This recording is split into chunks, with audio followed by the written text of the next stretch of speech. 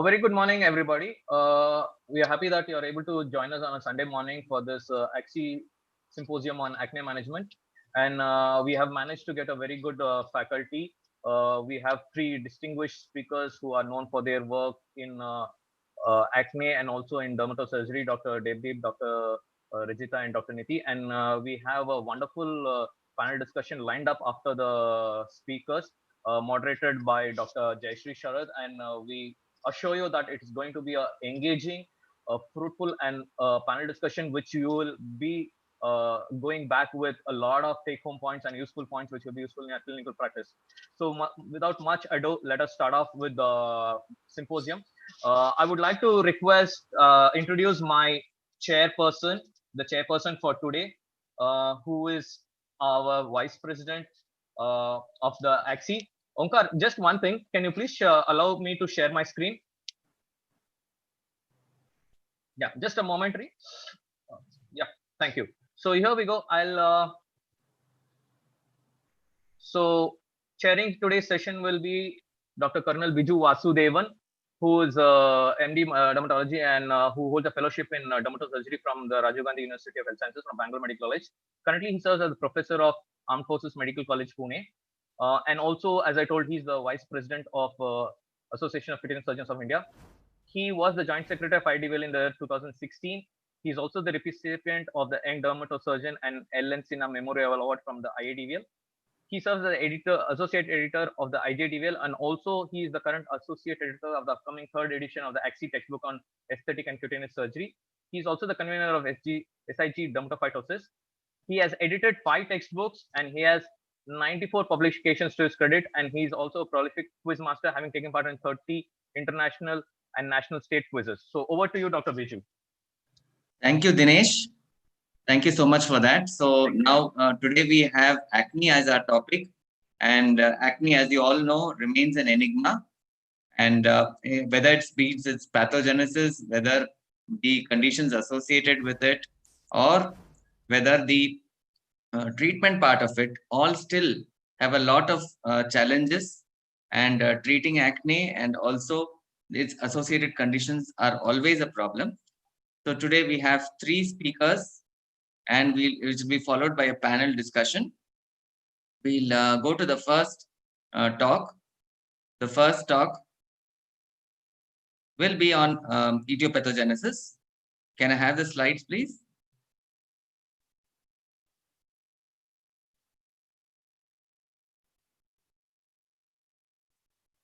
Okay.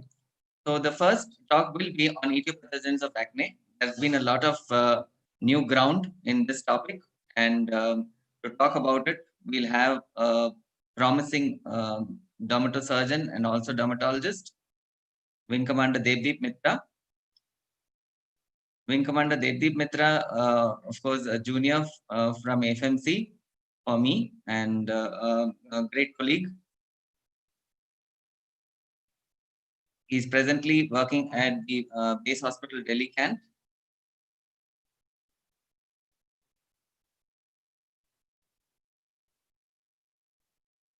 Dr. Devdeep Mitra would be speaking on etiopathogenesis of acne.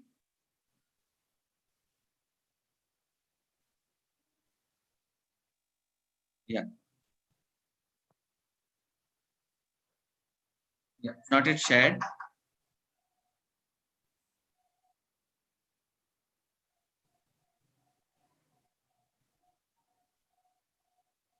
Not yet. Nothing has come on screen.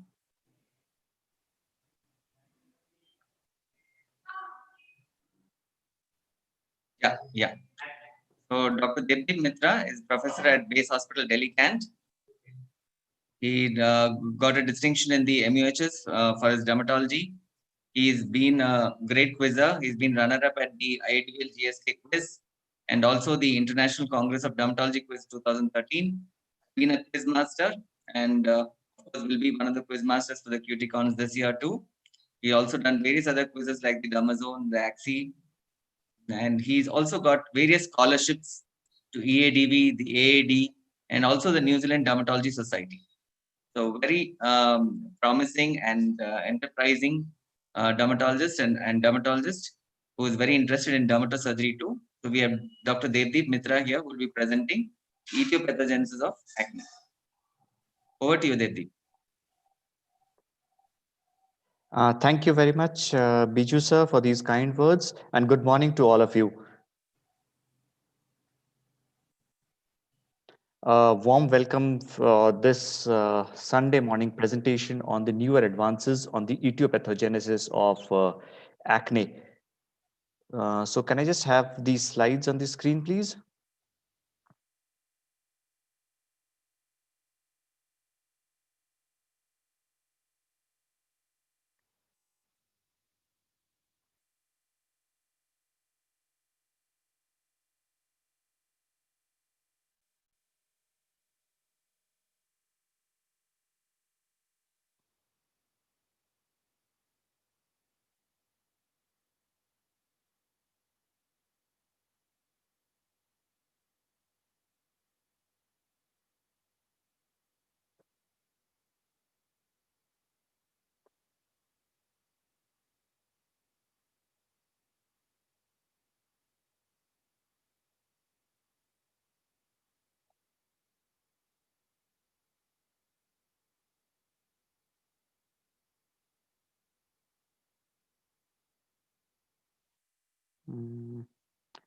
I'm somehow not able to see it here.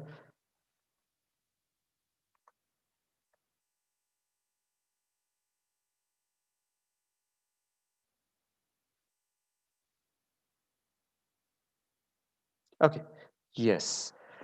So now when things are in order, we'll just start off with the newer concepts or what's new in the etiopathogenesis of acne. Ladies and gentlemen, believe me that there is a lot of things happening here which is finally translating to our clinical practice where we are able to give much better outcomes in not only in treating acne but also finally in the acne complications as well. So can I just go to the next slide? Okay, so in the next 15 minutes, I plan to discuss what's new in the pathophysiology and how do we finally translate it to our patients. The next one. So let me begin with some trivia because believe me, if I start with saying something about interleukins and some genes here and there, most of you will be switching off your presentation. So there is something which is new and something which is happening in the field of acne, which actually connects these celebrities, these so-called celebrities in the news these days. I'll be coming on to the answer. In the meantime, you all can ponder on these points as to how are these celebrities linked to what's new in acne. The next one. Okay, so we just start off with these building blocks.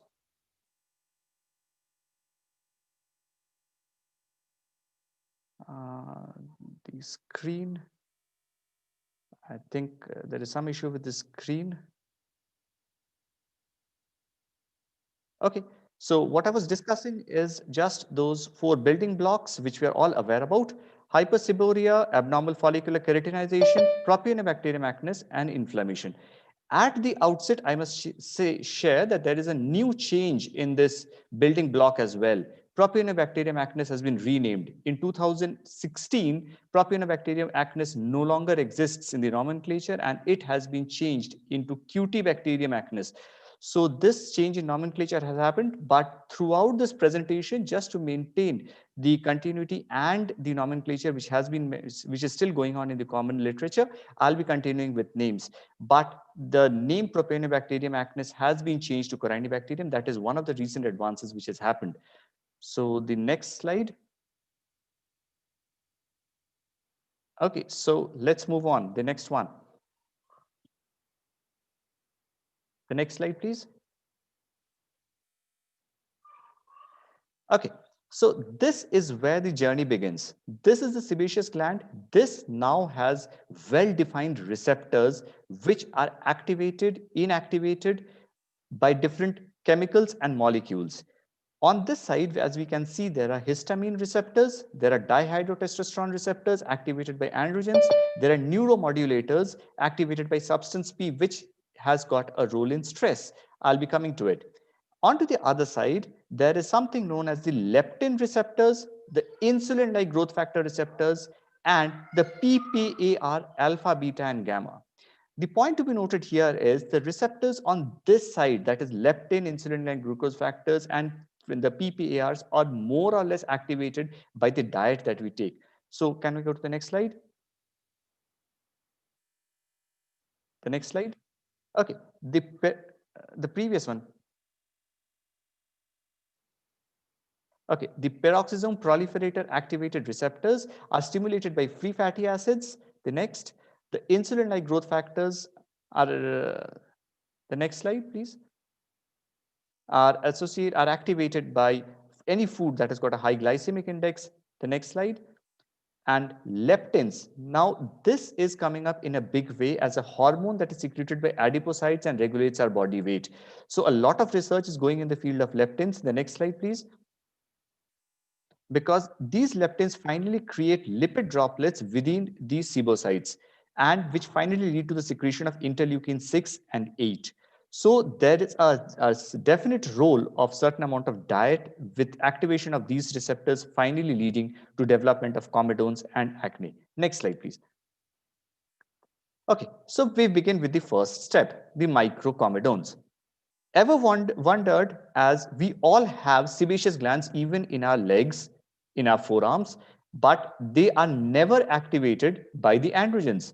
It is just because there is a certain gene polymorphism, which is called TNF alpha 308 gene polymorphism, which is very specific for the seborrheic areas or the areas where the patient or an individual is prone to develop acne. Acne-prone individuals since birth have a higher amount of lobules per sebaceous gland, which manifests itself during puberty. The overall size of the follicles is also increased. Next slide. Okay, so the inflammation and the comedone formation because of the various triggers can be because of Propionibacterium acnes, the toll-like receptors, the reactive oxygen species, the androgens, and the different hormones, which would be discussed in the subsequent slides, finally lead to interleukin-1 alpha production. This causes keratinocyte hyperactivation, keratinocyte activation, and hyperkeratinization. So the bottom line here is interleukin-1 alpha activation. Next slide, please. So here comes the role of inflammation, because we all know that it's quite simple or easy to treat a normal blackheads or whiteheads, but the moment the patient has got inflamed skin lesions, the patient is more prone to develop scarring, the more prone to be resistant to treatment. So there comes the role of inflammation, and there are certain new markers which have been found, which include interleukin-1, tumor necrosis factor alpha, a set of other interleukins, interleukin 8 amongst this is very important. Now comes the role of matrix metalloproteinases. This is one chemical which, if deficient, finally leads to a development of hypertrophied scars or can lead to further complications in patients of acne. I'll just be discussing about the various leukotrienes and the prostaglandins, which are again part of the inflammation and are important. Now, one important key molecule here is cyclic AMP. We must all remember that cyclic AMP is good. Cyclic AMP prevents inflammation. Phosphodiesterase, what it does is it reduces cyclic AMP. So any amount of phosphodiesterase increases will cause a reduction in cyclic AMP, and that's not good. That will cause more amount of inflammation in acne. Next slide, please. So as we have just seen, it's interleukin-1, which triggers comedogenesis.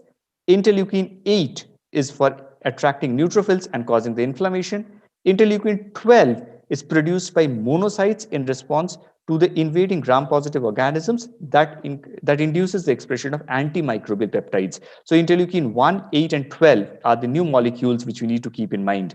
Next slide, please. So how do we apply it in our practice? Retinoic acid, there are certain molecules which are under research, a monoclonal antibody which is very specific against IL-1 alpha. The moment we are able to reach this stage into clinical practice, believe me, this would revolutionize the entire process of the follicular hyperkeratinization, which is one of the most important initial steps in acne development. phosphodiesterase inhibitors, apremilast has been tried, and which actually which inhibits phosphodiesterase. Apremilast inhibits phosphodiesterase, cyclic AMP levels go up, and it prevents the inflammation stage. Then there is a humanized monoclonal immunoglobulin, which is anti-IL-1B beta, and this is again in its research stages. Next slide, please. Okay, so there is a big role or big level of investigation which is happening in the field of toll-like receptors. It forms a part of the innate immune response. Toll-like receptors 2 and 4 are important. Finally, the applied aspect, there are even case reports which have said that etanercept has worked as an anti-TNF alpha, bringing down the TNF alpha levels and reducing acne, specifically in the acne syndromes, where TNF alpha inhibitors have been tried, and they have found that even acne has improved. Next slide, please. Okay, so it all boils down to the sebaceous gland. This sebaceous gland can be a steroidogenic organ, which we will be seeing in our subsequent presentations. It is a pilosebaceous organ, is definitely an immunocompetent organ because it initiates, it's a part of the innate immune response. The keratinocytes, the sebocytes, once activated by Propionibacterium acnes via the toll-like receptors, they initiate this entire chain of inflammation. Because keratinocytes and sebocytes may be activated by Propionibacterium acnes via the toll-like receptors, and the CD14 T lymphocytes recognize the altered lipid content of the sebum and produce inflammatory cytokines. So P. acnes comes, it changes the lipid profile, CD14 T lymphocytes come in, and they release these cytokines. Next slide, please. So far, sebum plays a very important role because here only the bacteria comes and settles in. It breaks down the sebaceous triglycerides and releases fatty acids.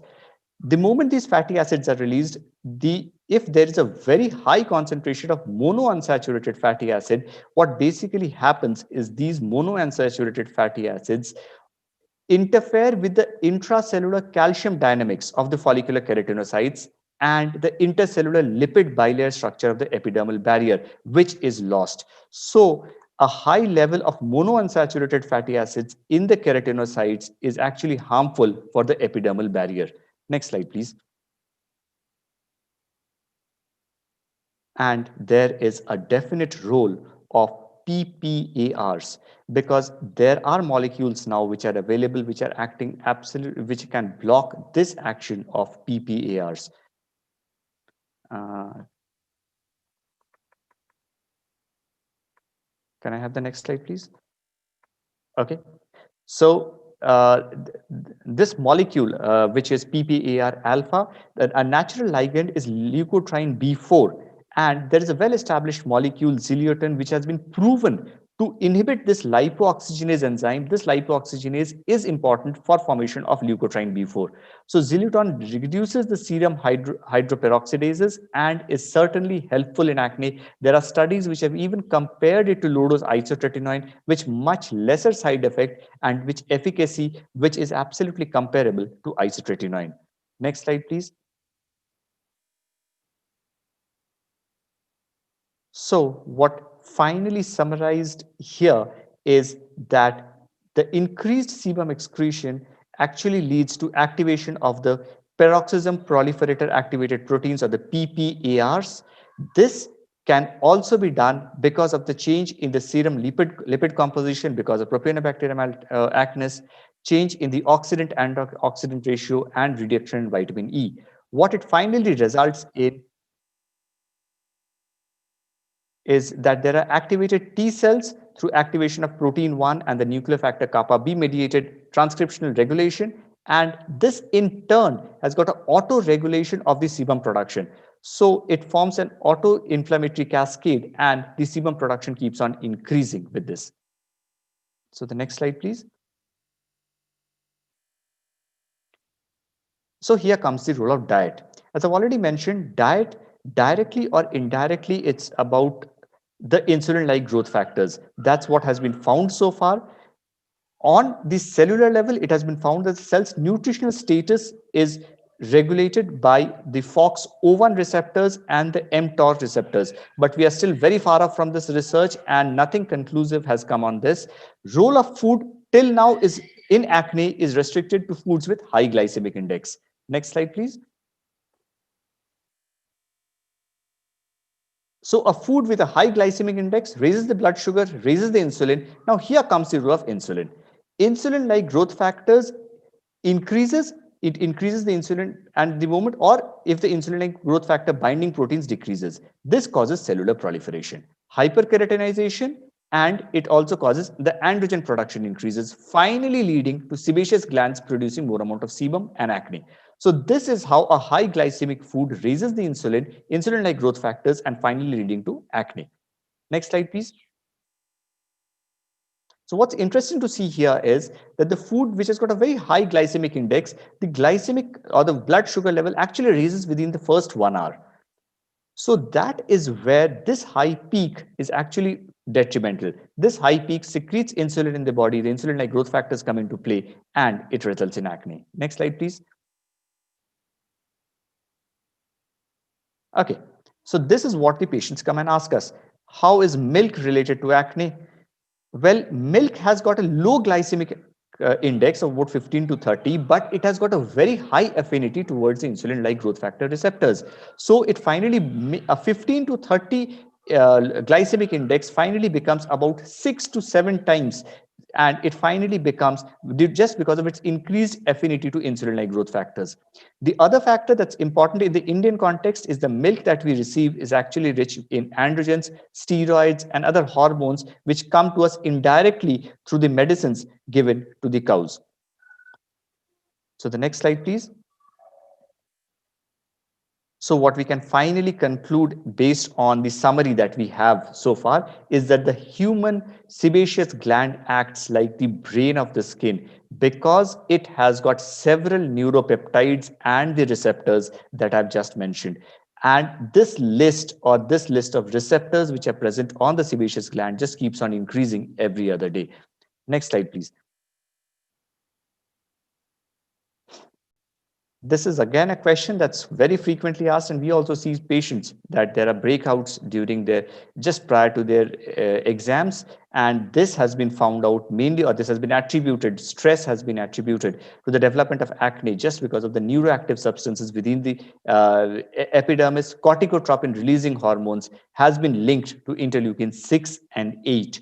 So this is how stress has got a role to play in the acne breakouts. Next slide, please. Okay, so a word about smoking. Smoking generally has got a characteristic comedonal acne.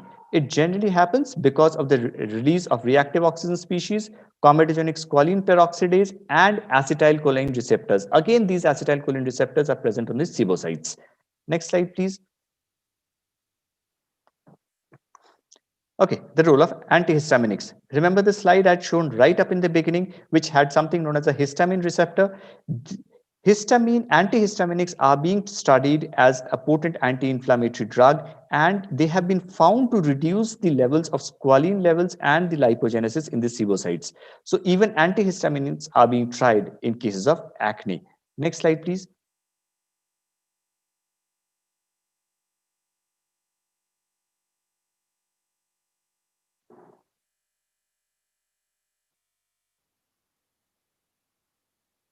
No, the next slide, please. I'm not able to see the next slide. Okay. So, and now the final research or the entire thrust is now on maintaining the normal ecosystem of the skin, which will prevent the excessive growth of Propionibacterium acnes. The next slide, please. Okay, there's some issue with this slide. No issues. The cutaneous microbiome, or this digital fingerprint, or this unique microbial fingerprint which is present in every patient, this is the key to prevent the acne breakouts. This assists the innate immunity of the host. There are certain external and internal factors. The moment they come into play, then they will change this cutaneous microbiome and lead to development of acne. There can be internal factors like hormones and genetics. There can be external factors, drugs, cosmetics, mechanical factors. They can all cause the change in this cutaneous microbiome and development of acne. The next slide, please. Okay, so there is a definite balance which exists between Staphylococcus epidermidis and Propionibacterium acnes. Staphylococcus epidermidis suppresses P. acne induced interleukin 6 and TNF alpha production. So if we remove Staphylococcus epidermidis, which is a normal common cell in the skin, by the use of certain chemicals, cosmetics, detergents, drugs, Propionibacterium acnes takes over and it produces interleukin 6 and TNF alpha. Next slide, please. But there's a sunny side to it as well. Propionibacterium acnes in absolute normal levels prevents the proliferation of Staphylococcus aureus and Staphylococcus pyogenes. So Propionibacterium acnes is not the culprit in all the cases. Propionibacterium acnes in limited quantity or in absolute normal quantity is also has got a beneficial effect. The next slide, please.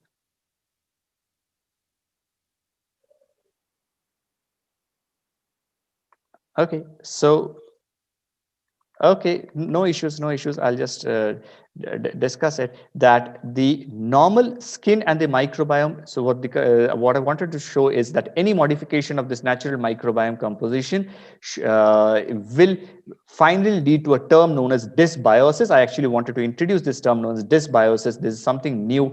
Dysbiosis is change in the skin microbiome, which finally triggers the activation of the innate immunity leading to inflammation. The next slide, please. This inflammation, which finally happens, is so the final key is rebalancing this natural equilibrium. The moment we are able to rebalance the natural equilibrium of the microbiome, we can allow the restoration of the natural skin barrier, and therefore this is the main thrust where all the research, the majority of the research is going on in the field of acne treatment of late. Next slide, please. Okay, to summarize the innate immunity and Propionibacterium acnes, the keratinocytes are the target. The keratinocytes, the receptors are the the protein receptors. They will activate the toll-like receptors, the antimicrobial peptides, finally leading to a burst of cytokines including interleukin 8, interleukin 1 alpha, MMPs, Propionibacterium acnes, secretion of interleukin 1 beta by monocytes and sebocytes, finally leading to the activation of the Th1 helper pathway or the Th17 pathway. Interleukin 17 alpha and interferon gamma are released. So there's an entire cascade of molecules which are released just because of activation of the innate immunity by Propionibacterium acnes. So this is how the entire inflammatory chain is activated by Propionibacterium acnes. So coming down to the few recent advances, next slide, please, is Propionibacterium acnes has been found to be highly sensitive to different concentration of nitric oxide as nanoparticles. So that these nanoparticles, they have significantly suppressed the interleukin 1 beta, TNF alpha levels, interleukin 8 levels. So there is a lot of work which is going on in development of these nanoparticles, which can be applied onto the skin, and the Propionibacterium acnes concentration can be reduced. The next slide, please. Okay, several sebum-free fatty acids, such as linoleic acid and saponic acid, even have been found to have antimicrobial chemicals. And integrating these antimicrobial peptides with topical retinoids is something in which the research is still going on. Next slide, please. Okay, so what I just mentioned is this Propionibacterium acnes sits on the skin and forms a biofilm. What it does is this biofilm is actually nothing but a glue onto the skin, which actually finally leads to the pre-acnes being antibiotic resistant, and it proliferates right under this glue which it has created. So we need to break this biofilm to reach to Propionibacterium acnes and prevent any antibacterial resistance. Next slide, please. This biofilm, as I've just mentioned, is actually the second mechanism of bacterial resistance. Apart from its whole integral, the mechanism of developing resistance, this biofilm aids in the bacterial resistance. The next slide, please.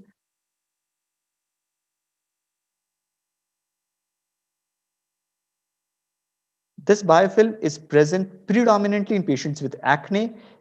This has been detected because the secretion of Propionibacterium, propionic acid is the name how it comes as Propionibacterium acnes.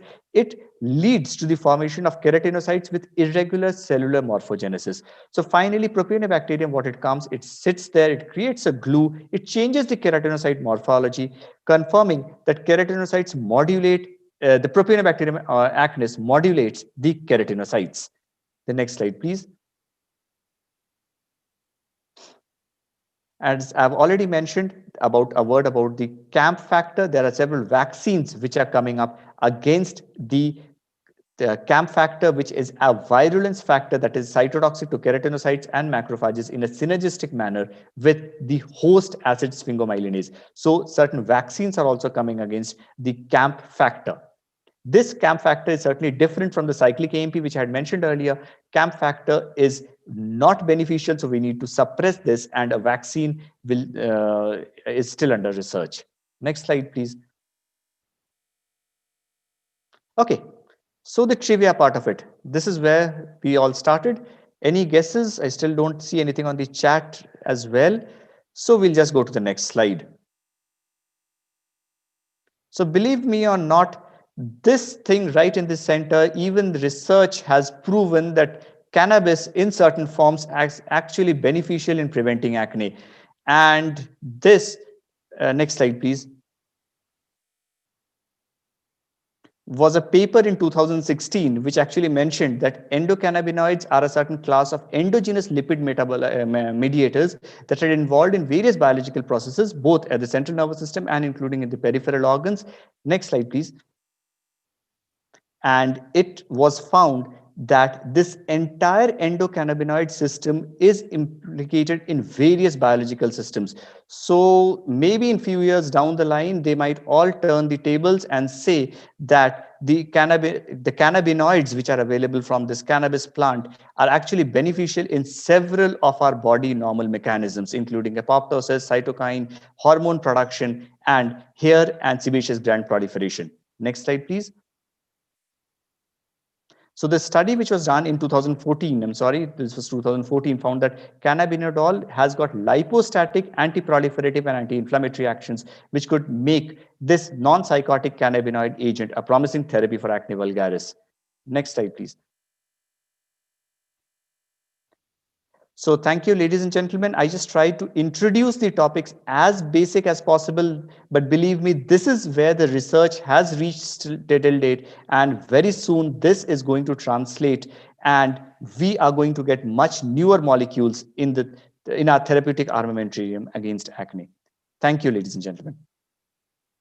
Thank you, Devdeep. That was a very enlightening lecture from your change in terminology of the organism itself to your inflammatory markers, cytokines, and various applied aspects, new terminologies like dysbiosis, and of course the acne vaccine. So thank you, Devdeep, for an enlightening lecture. So now we move to the next speaker, who is none other than Rajita Damishetty, and she'll be speaking on one of her favorite topics, that is adult acne in women. We've of course heard her a lot on the same topic. She's an expert there, and she is an additional medical director at the Oliva chain of 22 hair and skin clinics at most of the cities in India. She is the former national convener of the IDVL task force, ITATSA. We all remember her tenure there.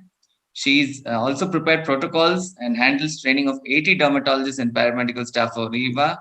A great job she's doing. She's an alumnus of DIPMER and MMC Chennai with special interest in pigmentary hair disorders, anti-aging treatments, and lasers. She has delivered a lot of lectures, both at national and international conferences, and will be speaking on one of her favorite topics here, adult acne in women. Over to you. Thank you so much for your kind words of introduction, Dr. Biju. I'm very pleased and I'm very grateful to Dr. Dinesh, Dr. Reddy, and others in Team ACSI for giving me this opportunity. Like Dr. Biju has said, this topic is a little too close to my heart. So I request you, Dr. Biju, to please remind me when I have 2 minutes left. I have not factored in the time required for slight transitions. I'm a bit of a control freak, and I'm not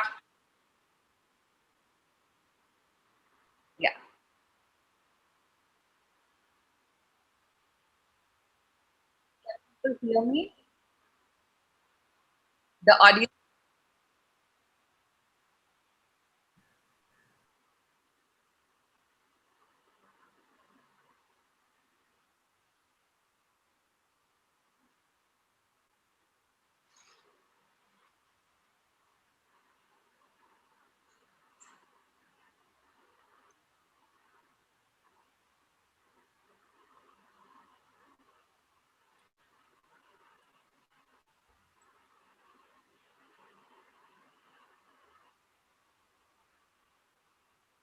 Yeah. Thank you so much, Omkar. So like I was saying, I have given over the controls to Mr. Omkar. So please bear with me if there are any technical glitches or if I forget to say change the slide, please on time. So in the next 15 minutes, I am hoping to talk about, next slide, please,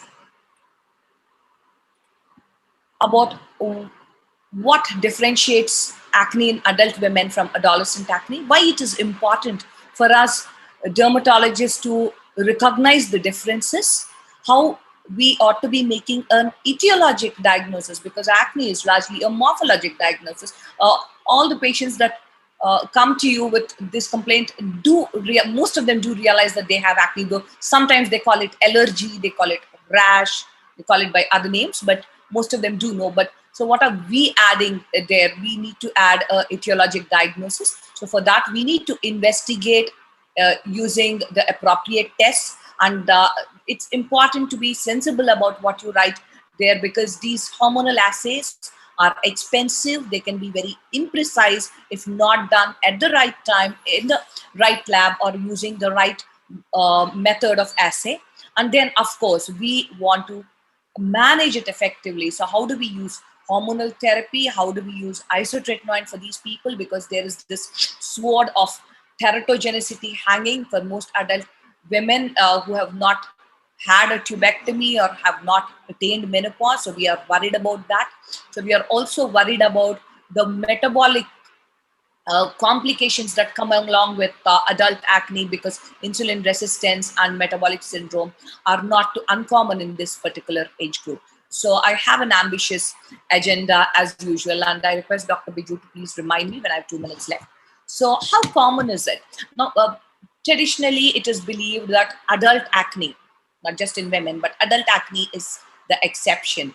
But in my own practice, adult acne is the rule. I see far more adults with acne of both genders, women outnumbering men, than adolescents. So in this particular study, it was found that at least half of adult women had acne in their 20s. Now, the traditional definition of adult acne is 25, but if you take it as 22, then at least half of adult women had in their 20s, and up to 1/4 of them continued to have acne in their 40s as well, and 15% of those beyond the age of 50, most of them probably postmenopausal or perimenopausal, continue to have acne. 15% is no mean number. And this online survey found that at least 1/3 of these women had a formal diagnosis of acne made when they were adults. So how different is it from adolescent acne? One, it has more psychological impact, though moderate and mild variants of acne are more common in adults than the severe variant. The other important thing is that your treatment choices have to be guided by their contraceptive preferences, whether they want to start a family, whether, even if they don't want to plan a pregnancy, are they ready for reliable contraception, because barrier method is notorious for its failures. And again, lactation status comes in.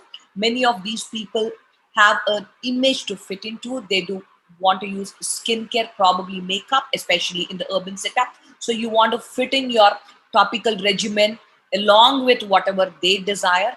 And then, of course, there are other coexisting skin conditions, particularly photoaging.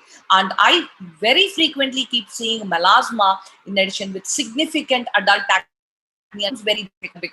If I use oral contraceptive to control the hyperandrogenism, I might be exacerbating the melasma part.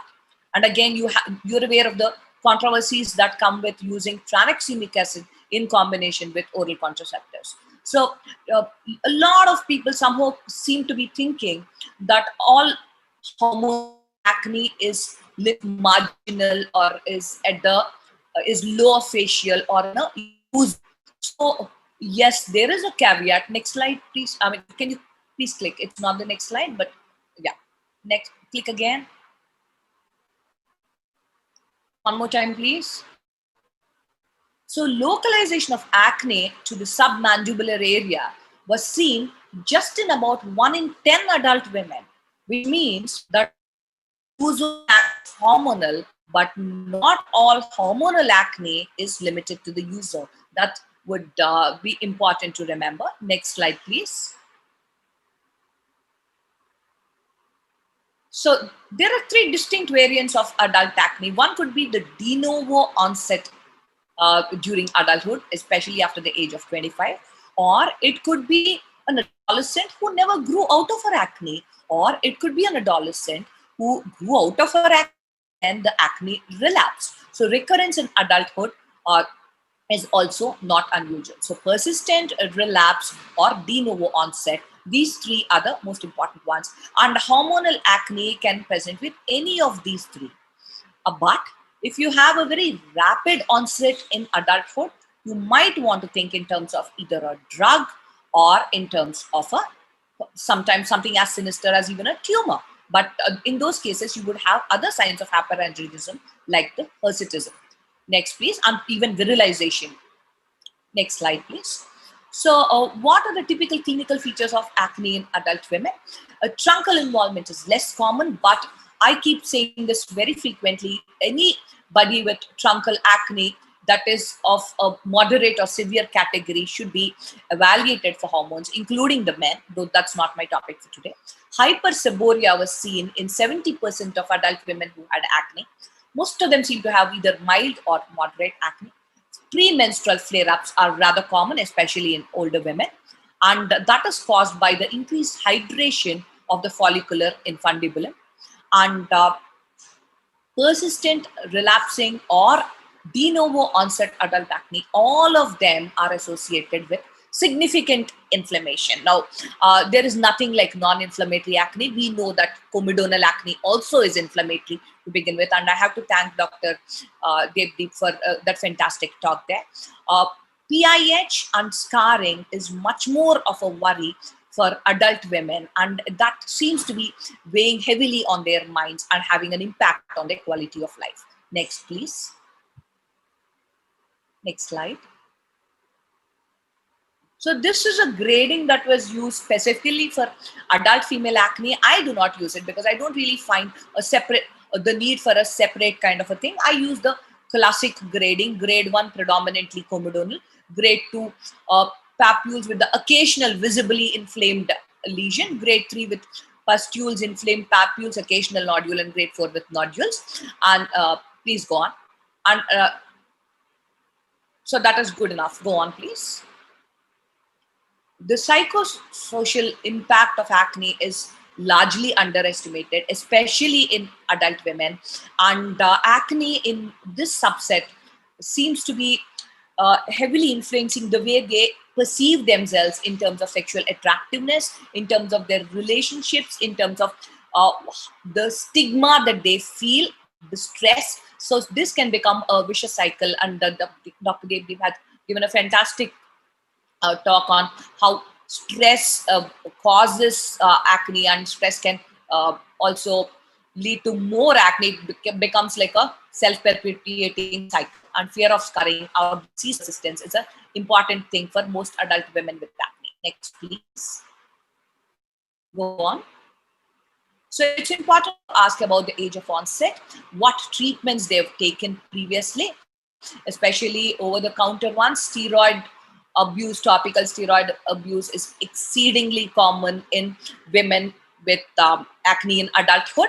And lots of times we tend to put it as a TSDF, topical steroid damaged face, or sometimes even a dependent face. But that is not the primary diagnosis there. So why did this person resort to topical steroid is the primary question. Because if you dig deeper, it was used because she had acne, not And of course, that really set off a chain of events.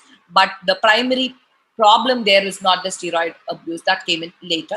History of birth control, a desire for starting family, and extremely important, a detailed menstrual history, a history of assisted conception, early miscarriages, and desire to conceive in the near future, concomitant medical conditions, be it hypertension, borderline diabetes, insulin resistance or frank diabetes, hypercholesterolemia, hypertriglyceridemia, and unfortunately, a very common coexistence of NASH, non-alcoholic steatohepatitis. The current medications they are on and their current skincare regimen, their current home remedies, their salon practices, and of course their expectations, which we will need to align. Next, please.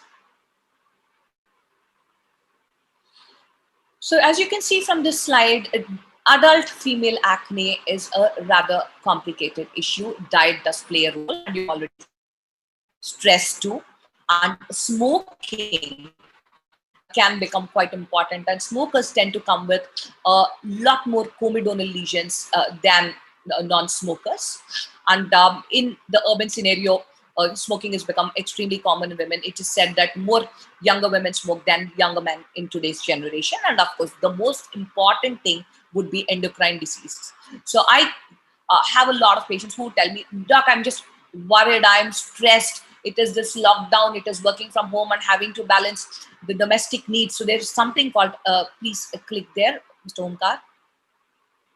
So could you click the cursor, please? No, please go back. There's one thing that I'd added there. Previous slide. There was an animation there. Okay, that's missing. So please go back. Previous slide. It's okay, it doesn't matter. Let it be. So I'd written something about working women's acne. So there is this entity known as working women's acne, because working women typically need to do whatever domestic chores they have and then balance demanding career, so childcare, the demands of aging parents, and then the expectations that the society and they themselves have. So many things, too many glass balls to juggle. So that does add to the stresses. So known entity that working women are under more stress than stay-at-home moms, though I have not written the citations here. But one important thing for us to remember is that everybody in today's world is stressed to some degree or the other. But stress can cause significant acne only if the hormonal milieu is suitable for it. So another stress that a working women that you see here is having, my son is talking over there. Pranav.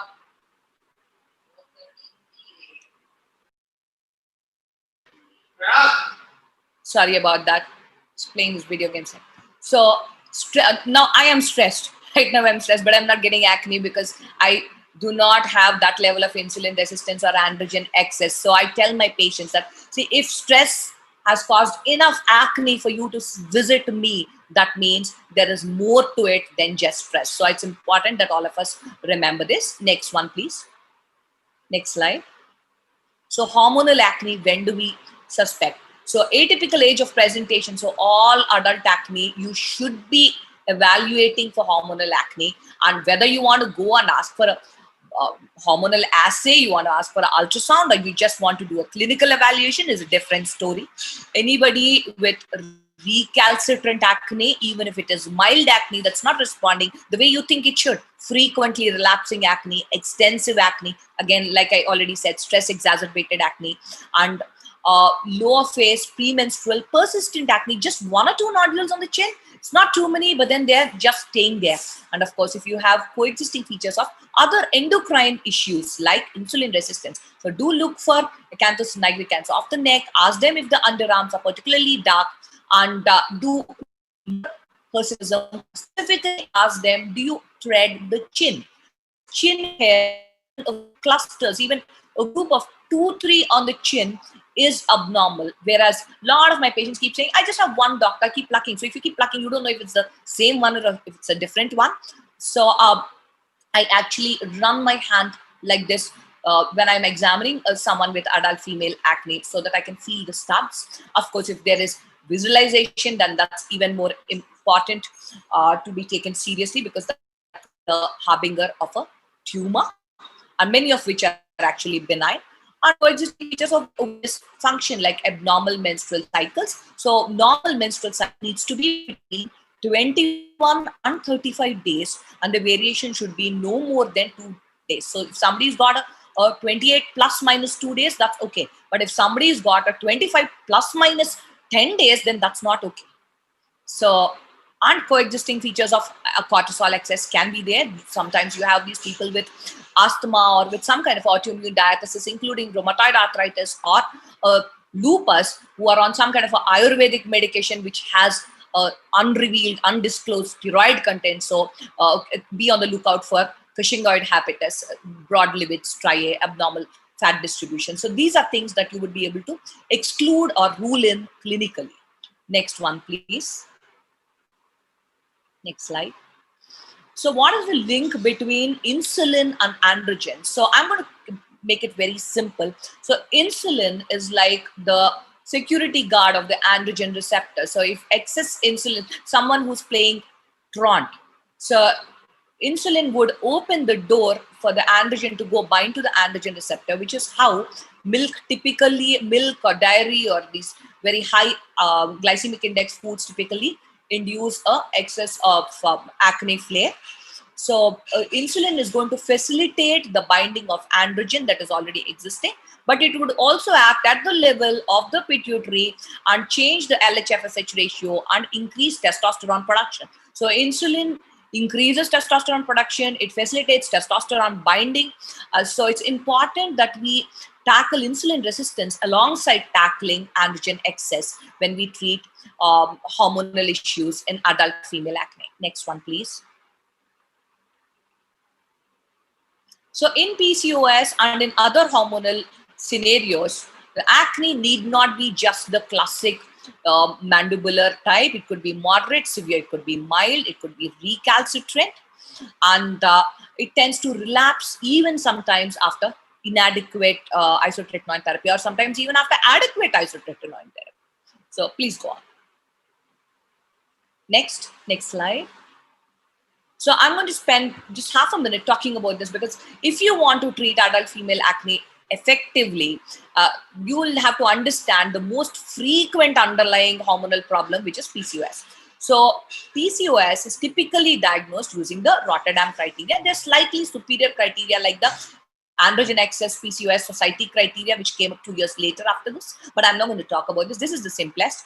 So any 2 out of these 3 criteria, the first one being oligomenorrhea or amenorrhea, that means a menstrual cycle that was not fitting into 21 to 35 days. Hyperandrogenism, which can be manifest as your Saha syndrome, seborrhea, acne, hirsutism, or a female pattern hair loss, or hyperandrogenemia. So once you have hormonal acne, your elevated level of testosterone is not going to add value to your diagnostic criteria, because anyway you've ticked off that. And then the third one, most important to remember, is a transvaginal ultrasound revealing polycystic ovarian morphology. So which means that if you're unable to do a transvaginal ultrasound, you're in a transabdominal ultrasound, if the report comes out as a normal study, you cannot really rule this out. And the most important line in the Rotterdam criteria is the last one, which is exclusion of other etiologies. So there is something called secondary PCOS, where either a exogenous hormone like a steroid, or a tumor, or a late onset congenital adrenal hyperplasia, but much more commonly any anterior pituitary problem involving either the lactotropes, that is prolactin, or the growth hormone, or the ACTH, or the thyroid. So any of these 4 can cause something that mimics PCOS, that actually is said to be causing secondary PCOS, which means that for the ACTH excess, you look at the body habitus, the fat distribution, the stripe. For a growth hormone abnormality, you look at acromegaly or its absence, but those things are done clinically. But you will have to assay a prolactin under TSH if you have to rule in PCOS. So that is important to remember. Please move on to the next slide. So the isolated presence of any of these three criteria does not establish the diagnosis of PCOS. So it is not that every woman who comes to you with adult acne has PCOS. That's not right. But the absence of any of these three criteria does not exclude PCOS, which means that someone with absolutely clockwork like menstrual cycles could very well have PCOS. And it's been shown that 40% of women with PCOS have actually regular cycles which are still anovulatory. So we are actually using the menstrual cycle as a surrogate marker for ovulation, and that is not always true. Next, please. Next slide. So this is one complicated algorithm. Read it. I didn't intend for you to read it. So please go on. I'm not going to give you this kind of a complicated thing with FSH and LH assays. Next slide, please. I'm going to make it rather simple. Next slide, Mr. Omkar. Before we go any further, at the level of the general examination itself, please do measure a BMI, and remember that what's ideal for us Indians is 23. If you can measure the waist circumference, you can ask your assistant to do it. That's fantastic. And what women should be aiming for is less than 29. Now don't laugh, but that is, so beyond 29, it is time to start working out and watching what you eat. And beyond 31, and this is not me saying it, this is consensus guidelines for Asian Indians, which was published in 2012. So beyond 31 inches of waist circumference for women, it's time to consult a health professional to lose weight. Next, please. Next slide. So which androgens do we measure? When do we measure? How do we measure? These are important questions because you want to spend your patient's money wisely. Next one. Next slide. So the first line in our world is TSH, prolactin, and total testosterone, because we don't live in a perfect world where we have access to equilibrium dialysis assay. So I beseech all of you who are asking for both free and total testosterone or just free testosterone to stop, because the levels in women are so low that even your RIA or your ELISA in good labs is not geared to pick up the variations. So total testosterone, it is for us. Now, next line. What about the SHBG? What about the free androgen index? Would I do them routinely? No, there are some specific situations. Now, would I do 17-hydroxyprogesterone for an adult female acne? If it is an adult acne that's persistent from teenage, then I might, but de novo adult onset, I would not. Because if it's an adrenal problem, it would start off early. So 17-hydroxyprogesterone would be elevated in a late onset congenital adrenal hyperplasia. I would not do LH-FSH ratio because they are not sensitive predictors. I would not do a DHT because it is a hormone that is there in the tissue, and what you are assaying is in the serum level. And DHEAS, if acne is the only one present, without hirsutism, without insulin resistance evidence, so then maybe I would think of it, but I would not do it first line because it doesn't really add value in most patients. Next, and HOMA-IR, of course, is something that I would do. So this is a girl who came to me at age 27. You can see that she's obese. I mean, I should call her a woman at 27, sorry. And she had irregular menses. You can see that she has acanthosis nigricans of the neck. She had grade 4 nodular acne. And even though her BMI was 32 plus, she was 80 kg and rather short. So her ultrasound did reveal polycystic ovarian morphology. Her all hormonal assays were normal except for the HOMA-IR. So initially we put her on Yasmin, aldactone, isotretinoin, and metformin. But during this period, she went on from becoming insulin resistant to developing frank diabetes. So even after that, we continued all our treatment. I gave her a cumulative dose of 220 milligrams of isotretinoin, after which we stopped all these drugs one by one, put her on a topical retinoid for almost a year. And she continues to be in touch. She got married. She has a child now who's probably 5-ish. But just telling you so that you understand that it's important to follow these people up to a long period of time. Next slide, please. Yeah, Rajita, I think you'll have to hurry up now. Okay. So this was from a paper by Dr. Zubolis. late onset congenital adrenal hyperplasia treated without isotretinoin, only with a night dose of prednisolone. Acne is not gone, but is obviously much better. Next one. Next slide, please. So this is from the same paper where, in spite of having such severe hirsutism and rather severe mandibular acne, the testosterone level was normal. So there was no hyperandrogenemia. Next one, please. I'll take maybe 3 more minutes, Dr. Biju. So all of you are aware of this. You could read it up. Next one. What I'm going to point out to you is that, next slide. The detection is a morphological, of this morphological finding. It's dependent on the perception, and in obese individuals, TVS is the way to go. But if somebody is unmarried, in our country, being unmarried is equal to being sexually inactive, which means you better not ask for a transvaginal ultrasound. So some cases you will have to continue to treat them with a provisional diagnosis of query PCOS. Go on, please. Next slide. So 3D ultrasound is the most sensitive screening tool, especially if it is done TVS. And what's even better is to ask for a stromal by total volume ratio or a stromal by total area ratio. So 0.32 and 0.82 are the respective cutoffs for the S by A ratio and volume.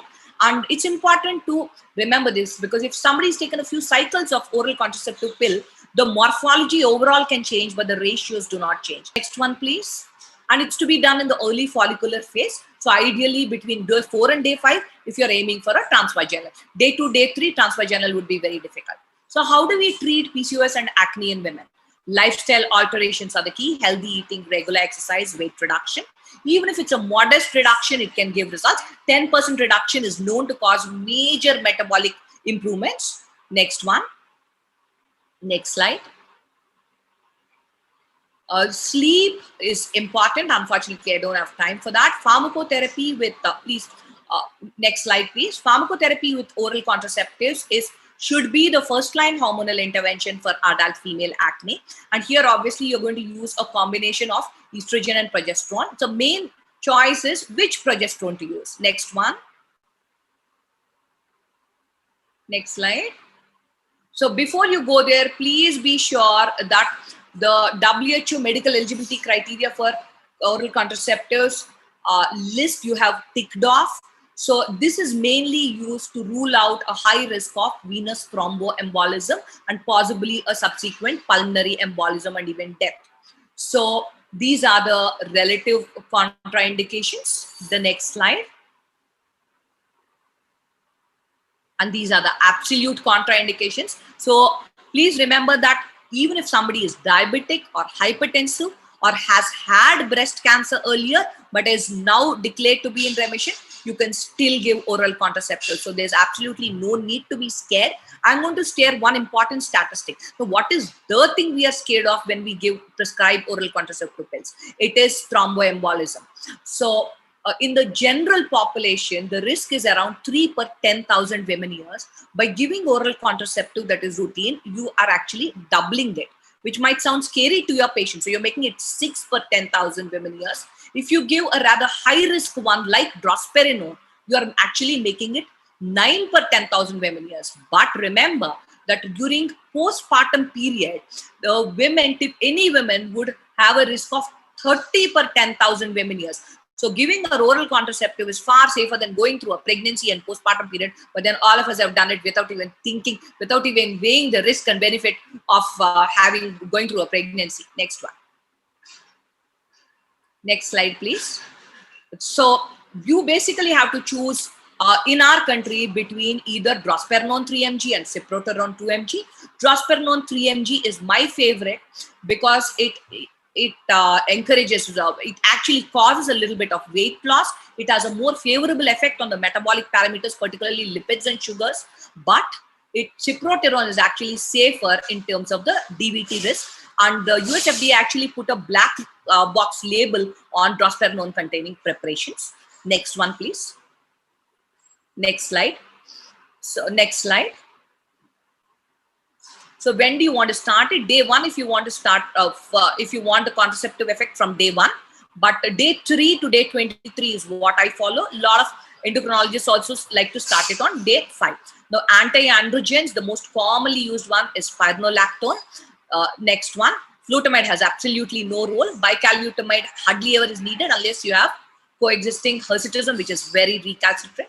So androgen receptor blocker, spironolactone, is typically used in adult acne when it coexists either with moderate to severe hirsutism, or if there are severe premenstrual flares, or if there is a poor response in spite of 2 cycles of OCPs and appropriate acne therapy with topicals or systemic retinoids. So you typically start with 100 mg.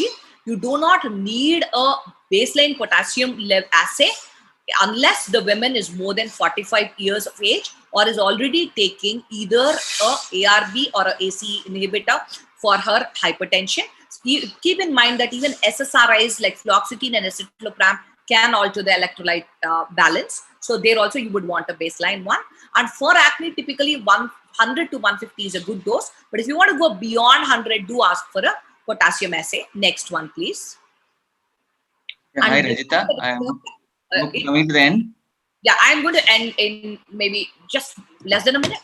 Yeah. So it can feminize the male fetus. So always give alongside OCP. The other major advantage, even if somebody is unmarried, somebody's had tubectomy, I still want to combine it with OCP so that irregular menses are not caused.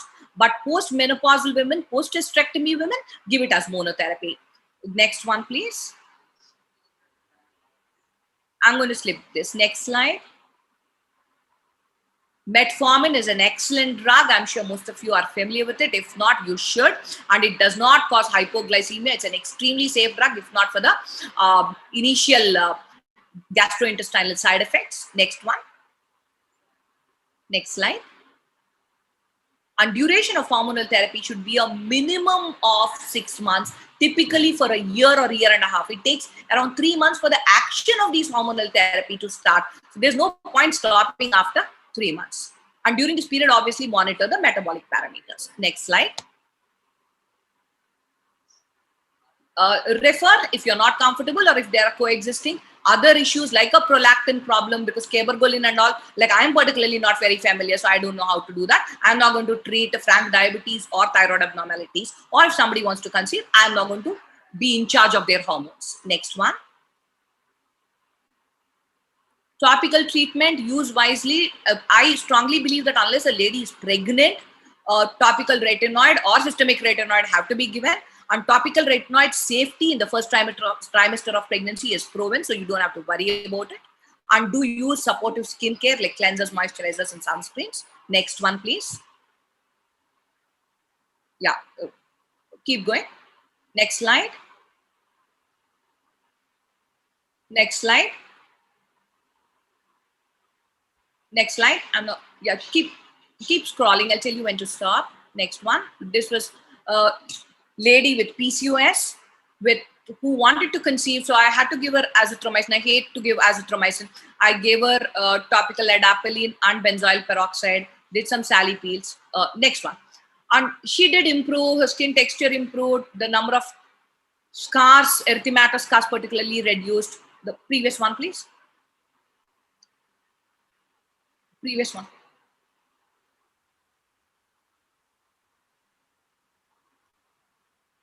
Okay, but then acne never really went away. So for such people, I tell them that maybe after you conceive, after you completed lactation, I'll have to put you on a course of isotretinoin to get rid of it. So differentials are important, particularly rosacea and Demodex folliculitis. Petrosporum folliculitis can mimic and very frequently can coexist with acne. Next slide, please. So the take-home message for all of you is that acne is a chronic disease and we have to recognize it as such. It is a reflection of hormonal or sometimes even immunological milieu. So keep those things in mind.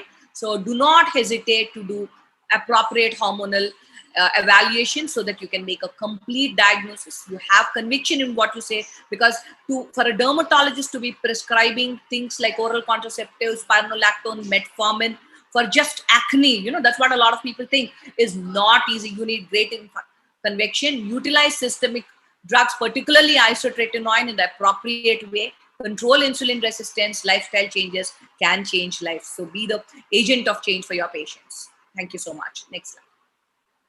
Yeah, thank you, Rajita. That was taking too long. Really sorry, Dr. Biju. I didn't know where to start. Yeah, that's fine. The talk content was excellent, and thanking you for taking us through the gamut of adult acne in women, from the risk factors to PCOS and its various management strategies. So, with that, now we come to the procedural management of acne, and we have none other than one of the principal authorities on this topic, that is now Dr. Niti Kungam ma'am, who basically is the professor and head at VM Medical College and Safdarjung Hospital, New Delhi. We all know ma'am is a prolific speaker. She has been a member of the Academy, the editor-in-chief of the CHECAS. She's been the president of the ACSI in 2007-8.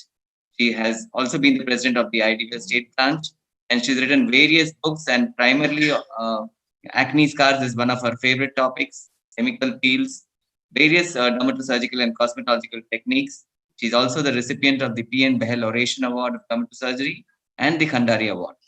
So, ma'am will be speaking on procedural management in acne. That's fine. Okay. As we all know, ma'am has so many innovations too in acne surgery to her credit. She has modified the no-core needle. She's done a lot of modifications with the peels. So she is basically an innovator and one of the primary authorities on this topic. And we look forward to hearing from ma'am and some of new techniques also. Can I start sharing my screen? Thank you, Biju, for the kind introduction. Yes, ma'am. Always a pleasure to listen to you. Yeah.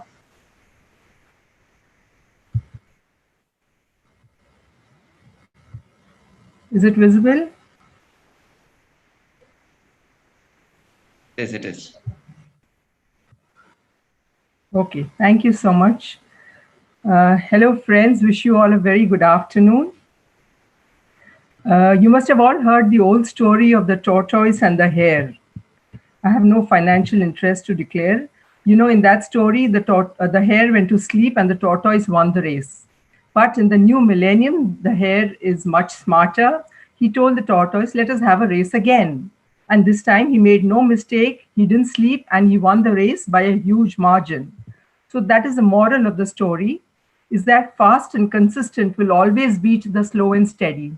It is good to be slow and steady, but it is better to be fast and reliable. And that is the aim of my presentation, procedures in active acne, how and why we need them. I thank the ACSI for giving me this opportunity.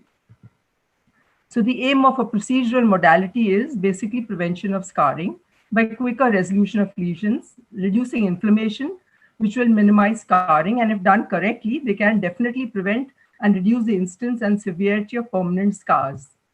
These are all the various procedures. They are simple, most of them, and which we have been doing.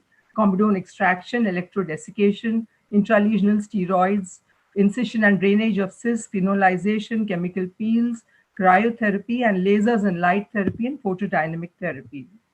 So what are the indications when you would definitely like to do a procedure? Especially comedonal acne, recalcitrant acne, nodulocystic acne, a flare-up of acne after isotretinoin. Believe me, it's quite common. Or when isotretinoin is contraindicated or needs to be avoided, like how Rajita just spoke about a patient, or in patients with tendency to hypertrophic and keloid scarring, because the more longer the inflammation stays, the higher chances are of keloids to develop. And of course, a need for a quick response for psychological and social reasons like an impending marriage, which is very common. So the first and most simple is comedone extraction. I'm sure you all must be doing it. And it's more useful for patients with closed comedones, those with macro comedones, and even the submarine comedones. And sometimes you can see the amount of sebum which is consolidated, which can come out just with the comedone extraction. So this is one patient who had these closed comedones. Incidentally, she also had melasma. And all you need to do is you can just give topical anesthesia, or even need not give anesthesia.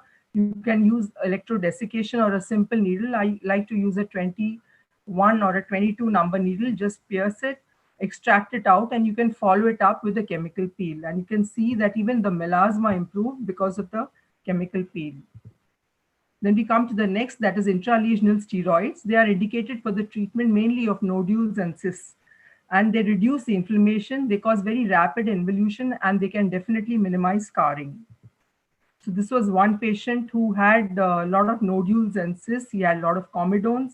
So I did a comedone extraction. I gave him systemic antibiotics just for about a week. And after that, did intralesional steroid of the nodules and topical treatment. And you can see there is hardly any scarring. But be careful when you use intralesional steroids for acne, for the nodules. It should be highly diluted to 2.5. That is my go-to. That means you dilute 10 milligram per ml to 1:4, and be very careful about depigmentation and atrophy. And it is best combined with medical therapy. Then aspiration, incision, and drainage of cysts and phenolization. Now, when you have a cyst, even if you give isotretinoin, sometimes they don't improve, they tend to remain. And therefore, aspiration of the cyst and phenolization is indicated for a quicker resolution of lesions in order to minimize scarring. And this is a procedure which I learned from Dr. Bell almost 30 years ago. And I still follow it, and I still find it very useful. So for example, is this patient, he had a lot of comedones, but he had these cysts which had not improved. And he was given intralesional steroid. You can see the mild depigmentation which has come. So what we did was we first aspirated after giving local anesthesia. This is aspiration of the cyst. You make a small, a needle-like probe. You can also use an 18 number needle or even a 15 number surgical blade. And here, after removing all the pus which is there, sometimes they are interconnected. You just dip a dipstick in phenol and just introduce it into the cyst cavity. The advantage of doing that is that it destroys the wall, so the recurrence doesn't occur. And then the phenol is neutralized with betadine. And you can see that how he has improved in spite of these big cysts with hardly any scarring. So that is the beauty of this technique.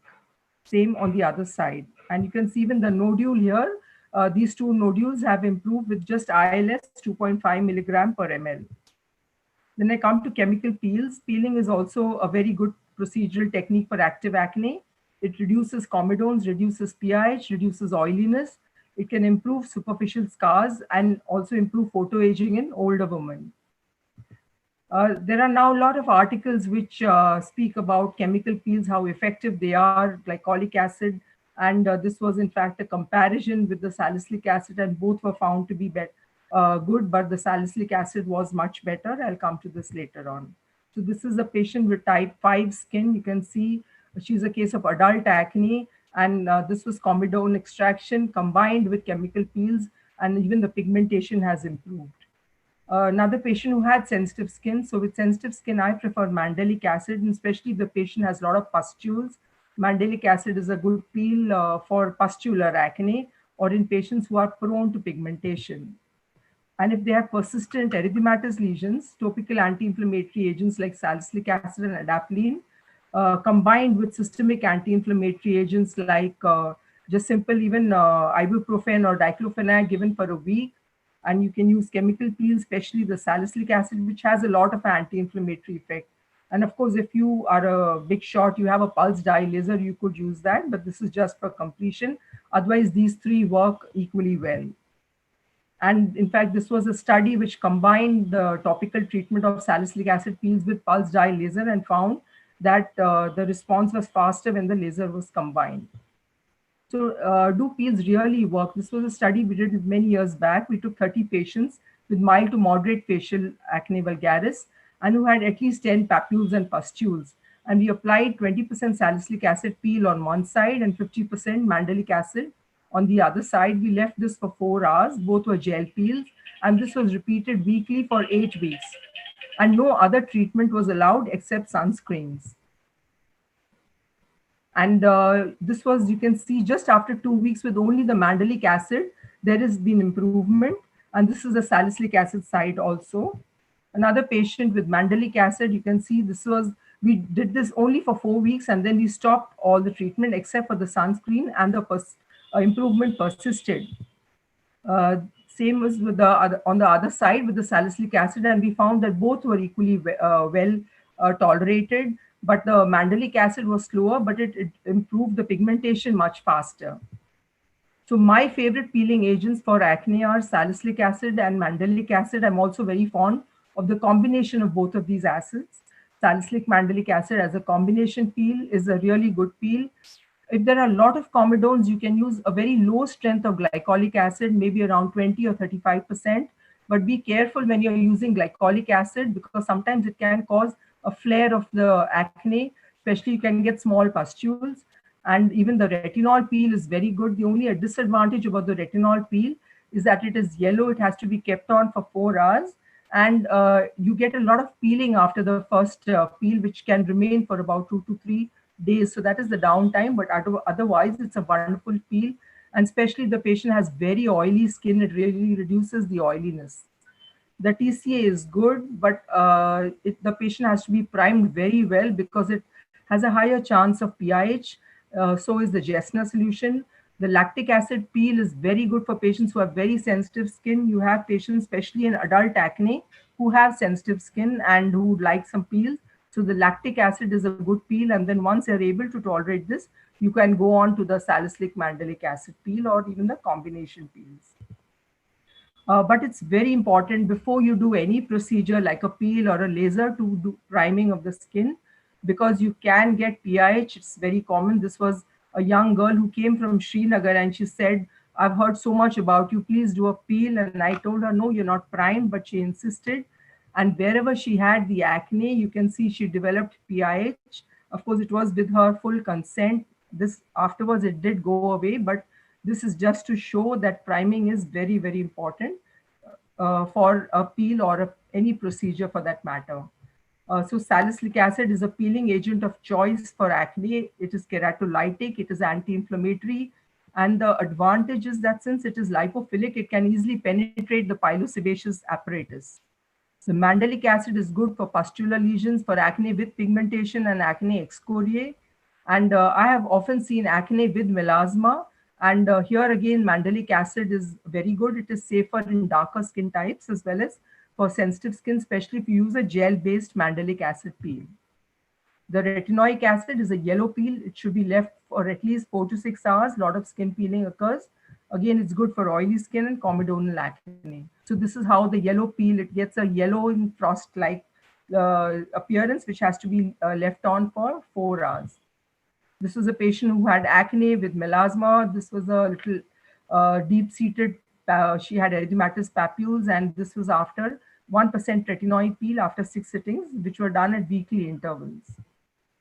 So first, what you do for comedonal acne, you do the comedone extraction, then you apply the salicylic acid peel. If it is very oily skin, you apply a alcoholic-based peel. But if there is normal skin, you can apply a gel-based peel. If it is very sensitive, you apply a mandelic acid or a combination peel in a gel base. So this is, in summary, what peel you can use for comedonal acne. This was a patient who was on isotretinoin. He did develop a flare. You can see he's got the cheilitis because of the isotretinoin. So it was a right dose. So here I treated him with oral doxycycline because it also has an anti-inflammatory effect. I also gave him anti-inflammatory agents. And then I used ILS, that is intralesional steroid, 2.5 milligrams in all the nodules, and followed it up with a 20% salicylic acid peel. This was done at 2 weekly intervals. And you can see the improvement. He's got even the neck improved, and there was hardly any scarring. So that is the advantage of the procedures. Then we come to lasers and light for active acne. The lasers and light sources that have been developed basically fall in 2 classes: those that destroy the sebaceous gland and the pilosebaceous unit, that is, they decrease sebum production, and those that destroy the Cutibacterium acne through a photodynamic reaction. So there are a lot of light therapies, especially the blue light, the red light. You have the non-ablative lasers, the 1320 nanometers, the Cool Touch 1450, the 1550 erbium glass, the pulse dye laser, the IPL.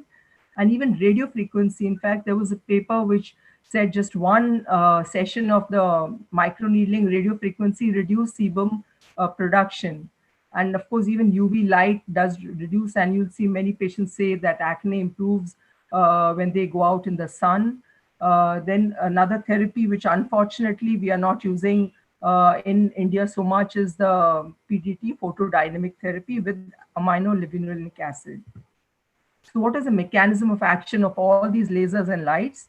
They basically cause photo destruction of the C. acne through the effect of the porphyrins produced naturally by the Cutibacterium acne. So what it means is that the Cutibacterium acne produce porphyrins, and when light falls on it of a wavelength by which it can absorb, it leads to oxidative stress. It destroys the C. acne. And it can be a viable new alternative for treating patients to circumvent the negative side effects associated with many conventional options, especially systemic drugs. Like, for example, systemic drugs, it's being increasingly said that we should avoid them because of the cross resistance. It can transfer the cross resistance to, especially with azithromycin. Then we all know the side effects of isotretinoin. So this could be a better alternative. These are some home devices, or even you can have devices in the clinic. And there are a lot of studies here. The blue light kills the P. acne. The red light has an anti-inflammatory and wound healing effect. And you just need one daily 15-minute sessions, and visible results were seen with only 4 weeks, and total results in 12 weeks. And what it says that it can clear the bacterium, and it's especially good for teenagers. You know, I've seen teenagers somehow, especially the male, they don't want to apply something all day long, or you have females who want to use makeup and they have so many creams to apply. So this could be an alternative. Then the intense pulse light has also been used. Sebum has an absorption peak of 1210 nanometers. So this filter has been used, and there was one interesting study which compared the IPL to the benzoyl peroxide gel for the treatment of mild acne vulgaris. They did it in 50 patients with skin type 4, and they found that the IPL as well as the benzoyl peroxide, they reduced the inflammatory count. And initially the BPO was better, but at 5 weeks, the difference was not significant. So it can be an option for patients, especially who cannot tolerate BPO. But again, IPL in darker skins, one has to be very careful because you can get PIH. You should have very low settings. Then photodynamic therapy has always been said to be effective and safe, but unfortunately we don't use it. And then there were some interesting studies which used only the blue light. You know, photodynamic therapy uses a photosensitizer like 5-aminolevulinic acid along with the blue light or a visible light. But there have been comparison studies, and they found even the blue light alone was as effective. So maybe just the blue light will help. And a Cochrane review said that lasers and lights are a good therapy, but still we do not have very large randomized control trials. What's new in lasers and light for acne? There's a device called as a photopneumatic device which combines a vacuum with a broad pulse light. The gentle suction, it brings the sebaceous gland to the target area. It brings it closer to the treatment tip. And it's also said to open the pores and then mechanically reduce sebum and shed cells of the infundibulum of the sebaceous gland. So basically there's a device which has a vacuum, and then you put the broadband pulse light. Then this is a very good review article about current treatments of acne, which gives a lot of details on the lights and lasers used for active acne. And they also describe the novel 650 microsecond 1064 nanometer ND-YAG laser. So you have light and laser therapy, you have devices, I think, yeah. So this is what they use. Basically, they say is that the laser light, it excites the P. acne produced porphyrins, and it produces singlet oxygen, which destroys the P. acne. And then the deep heating, which is caused by the 1064 nanometers, it reduces the laser power, and it heats up the sebaceous gland, and the heat destroys the size and suppresses the output of the sebum. And there is also coagulation of blood capillaries, which reduces the inflammatory response. And the laser energy, it goes deep into the dermis because it's a 1064 nanometers, and it improves also skin texture and reduces acne scars. And this was the same paper which spoke about in details regarding this. Another thing is interesting thing which is coming up is sebaceous gland cryolipolysis. Just as we are using cryo for lipolysis for body contouring, even the sebaceous gland is full of lipid and it's being used for cryolipolysis, though it is still in the experimental stage. And another new thing which is going to come up is topical gold coated nanoparticles combined with the 800 nanometer diode laser. And they have actually shown how it really improves it by photomicroscopy. What it is that the gold coated nanoparticles, they penetrate only through into the pilosebaceous follicle, and then it is followed by the diode laser, which destroys or rather reduces the activity of the sebaceous follicle without causing any other side effects. So this is something new which is going to come up. And now we are also having a lot of home devices. If you see, this is one from Teen Vogue, and this is also from Neutrogena. It basically contains red and or some contain blue light. And they say you just carry it in your purse, and the minute you feel a zit coming up, you just zap it. And of course, there have been no trials, but I think they will be promising in the future. And a lot of therapy, a lot of tests are going towards point of care systems, and they may play a bigger role in the future. And the aim of, as I told you right in the beginning, the aim of preventing, of doing procedural modalities is the key to prevent scarring. And the key here is treating acne early, appropriately, and adequately. And these are the principles. You treat acne as soon as it develops, reduce the inflammation. Severe acne should be treated aggressively, and patients who are prone to scarring should be treated very carefully. Don't overdo any of the procedural treatments in these patients. Counseling is very important, and what is very, very important is adherence to treatment. And this is what we are seeing, especially in males and teenagers who have difficulty in adhering to treatment, where these simple home therapies may play a better role. So this was a patient who came to me with these scars. It's so unfortunate that he had such deep scars because his acne was not adequately treated. And this was a patient who came early, and you can see this was in spite of isotretinoin, this was not improving. So this is what I treated him with. I first just gave him antibiotics, stopped the isotretinoin, did the phenolization and aspiration of the cysts. And then you can see that how well we have been able to minimize the scarring. He was not happy with this line. So then we did a fat transfer, and even his texture improved. So you can see from here to here with hardly any scarring is if you treat them well, treat your acne patients well, use these procedural modalities. So what is the advantages of procedures? The treatment is quick. There is no problem about antibiotic resistance. There is no isotretinoin flare. There are no systemic side effects. There are no irritating topical therapies. It's convenient. There's better patient compliance because patient feels something active is being done. There is better treatment adherence. And of course, the biggest advantage is preventing scars. So these are happy patients. This was my original patient whom I showed with phenolization. This was an old slide which I used to say is treatment of active acne.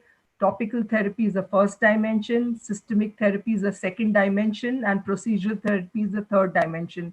But now I think we may be changing this to the procedural therapy to coming into the second dimension because systemic therapy is having a lot of side effects. So to conclude, we are at an exciting time in the evolution of acne therapy as many new advances are providing positive results. Procedural or surgical treatment of acne has to play a greater role. The lasers and light sources will become a great addition to our therapeutic armament for acne vulgaris. Thank you so much. Thank you so much, Niti ma'am, as usual, for taking us through the procedural techniques so well. starting off from comedone extraction to the latest lasers and cryolipolysis, and always giving us new take-home messages and also some innovations. Thank you so much, ma'am. Yeah, I'm doing that. Thank you so much. Thank you, ma'am. Yeah, so with that, we've completed the 3 lectures, and now we go on to the panel discussion. So we have Dr. Jayashree Sharath to conduct the panel discussion, which will be on cases, case-based, and how to manage such cases. So Dr. Jayashree Sharath, who will be moderating this, is the Director of Skinfinity Aesthetic Skin and Laser Clinic at Mumbai. She is an international mentor of the American Society of Dermatological Surgery. She's also the board of director for the ISD and Aesthetic Surgery, the ISDS. She's the associate editor of the Journal of Cosmetic Dermatology, editor-in-chief of Aesthetic Dermatology.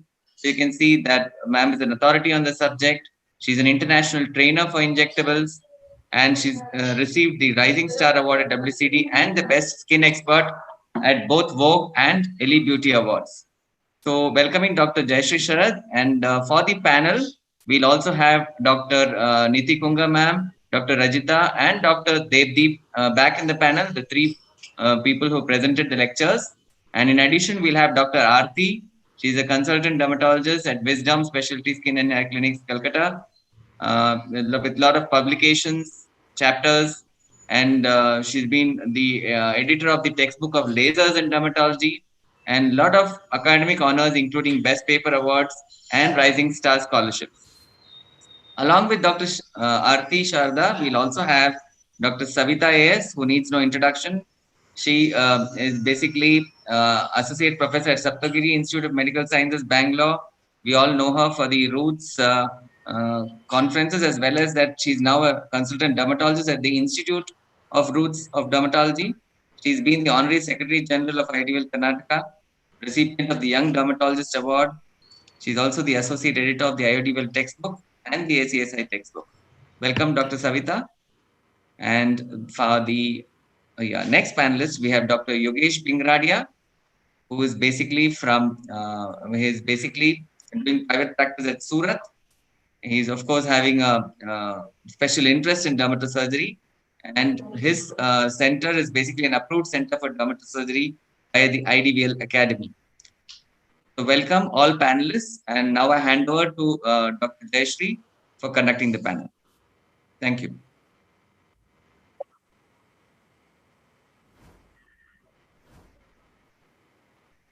All right. So very good afternoon to all of you. Thank you, Dr. Biju, for that introduction. And thank you, Dr. Dinesh, and the entire team of ACSI for giving me this honor. This has been a very, very fruitful morning with such amazing lectures. And I was just thinking, what am I going to ask? Because everything has already been discussed. But I have some photographs which the panelists have sent to me. And so we shall start discussing them. Can you see this? I'm sorry, we're doing Google and we're doing... No, you know what? It's coming half of the lower. Yeah, you need to go up a little more. Okay. A little more.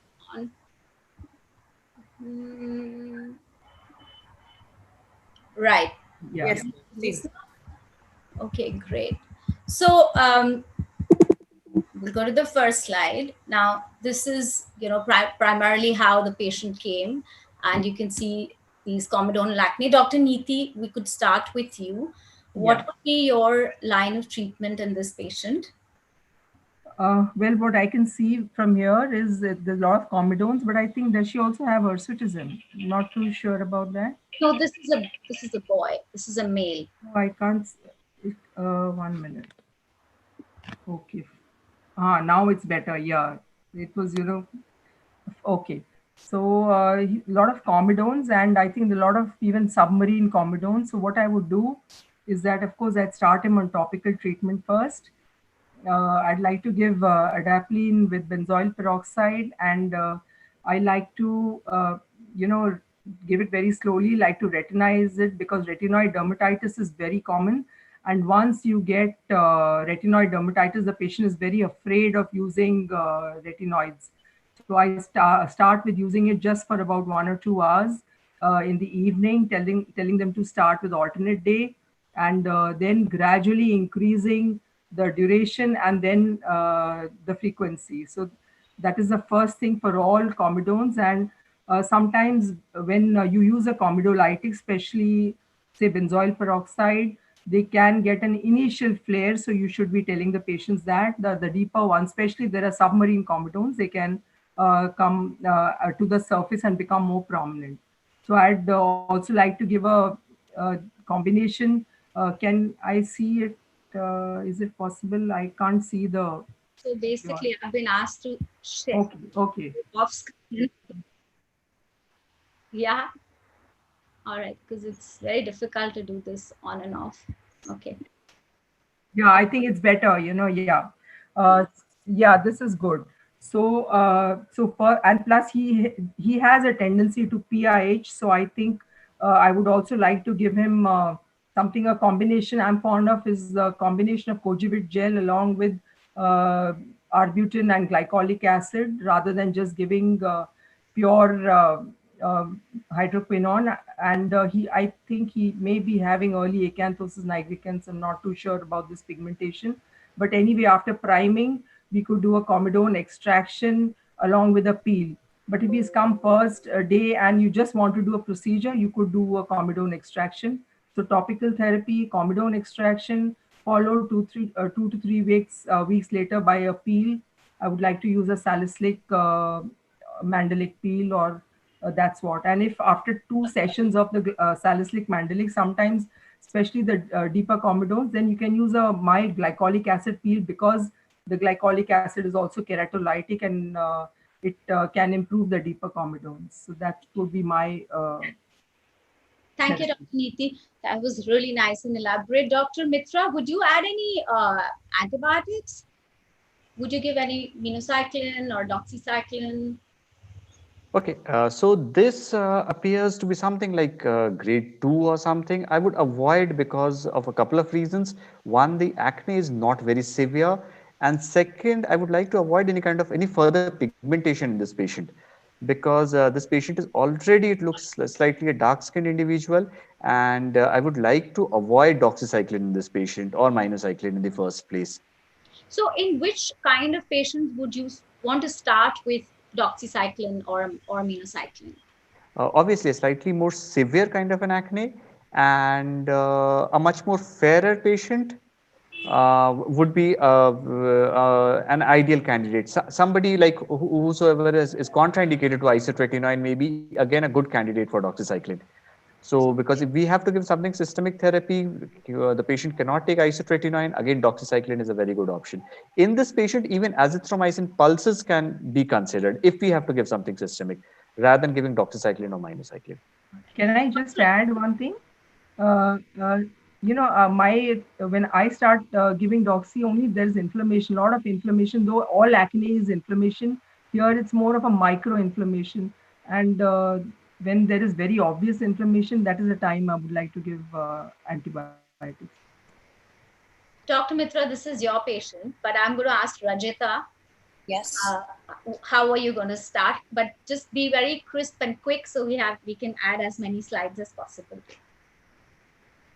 Like a adolescent boy with nodular component of acne, so I would want to investigate him for insulin resistance and isotretinoin, and I would start with a low dose of isotretinoin, so something like a 10 milligram per day, so something like a 0.2 milligram per kg, or even a 0.1 milligram per kg. Initially, I would, normally I don't like to use antibiotics, but in this particular child, I would add azithromycin pulse, and I would do intralesional triamcinolone injections, 2.5 milligram per ml, so that the flare is not leading to further scarring.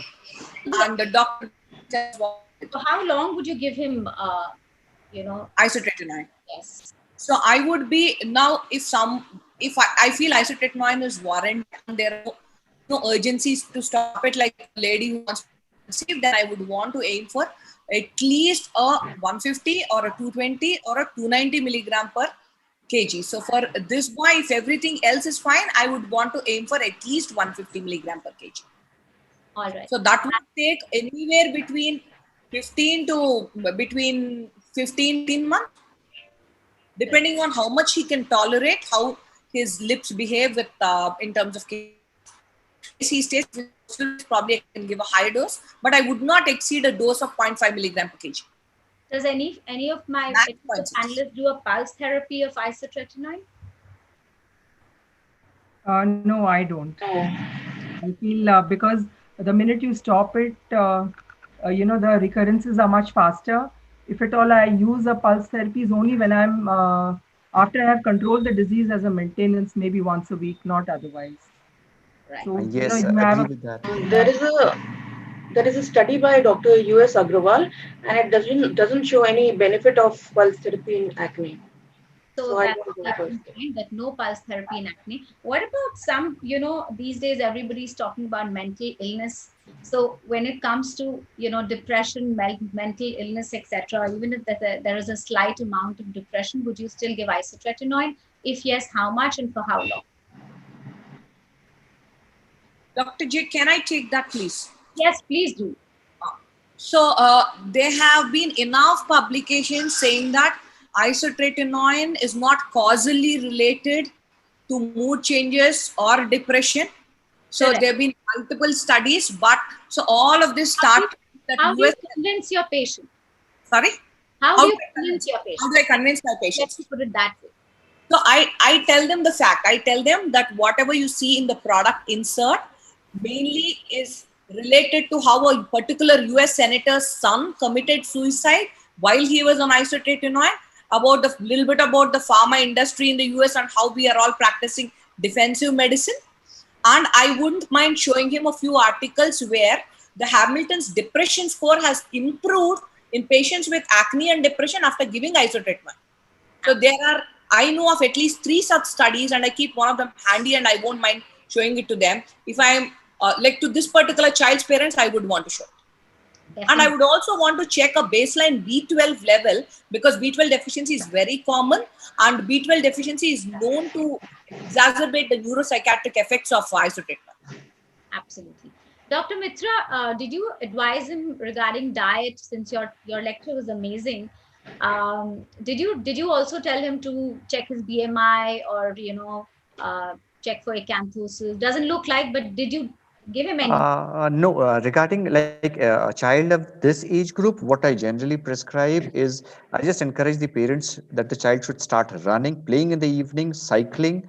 That is more than sufficient. A physical activity in this age group is more than sufficient. It takes care of whatever extra diet he is taking. So, because even the best of the advice, obviously the child will not listen to it or the parents.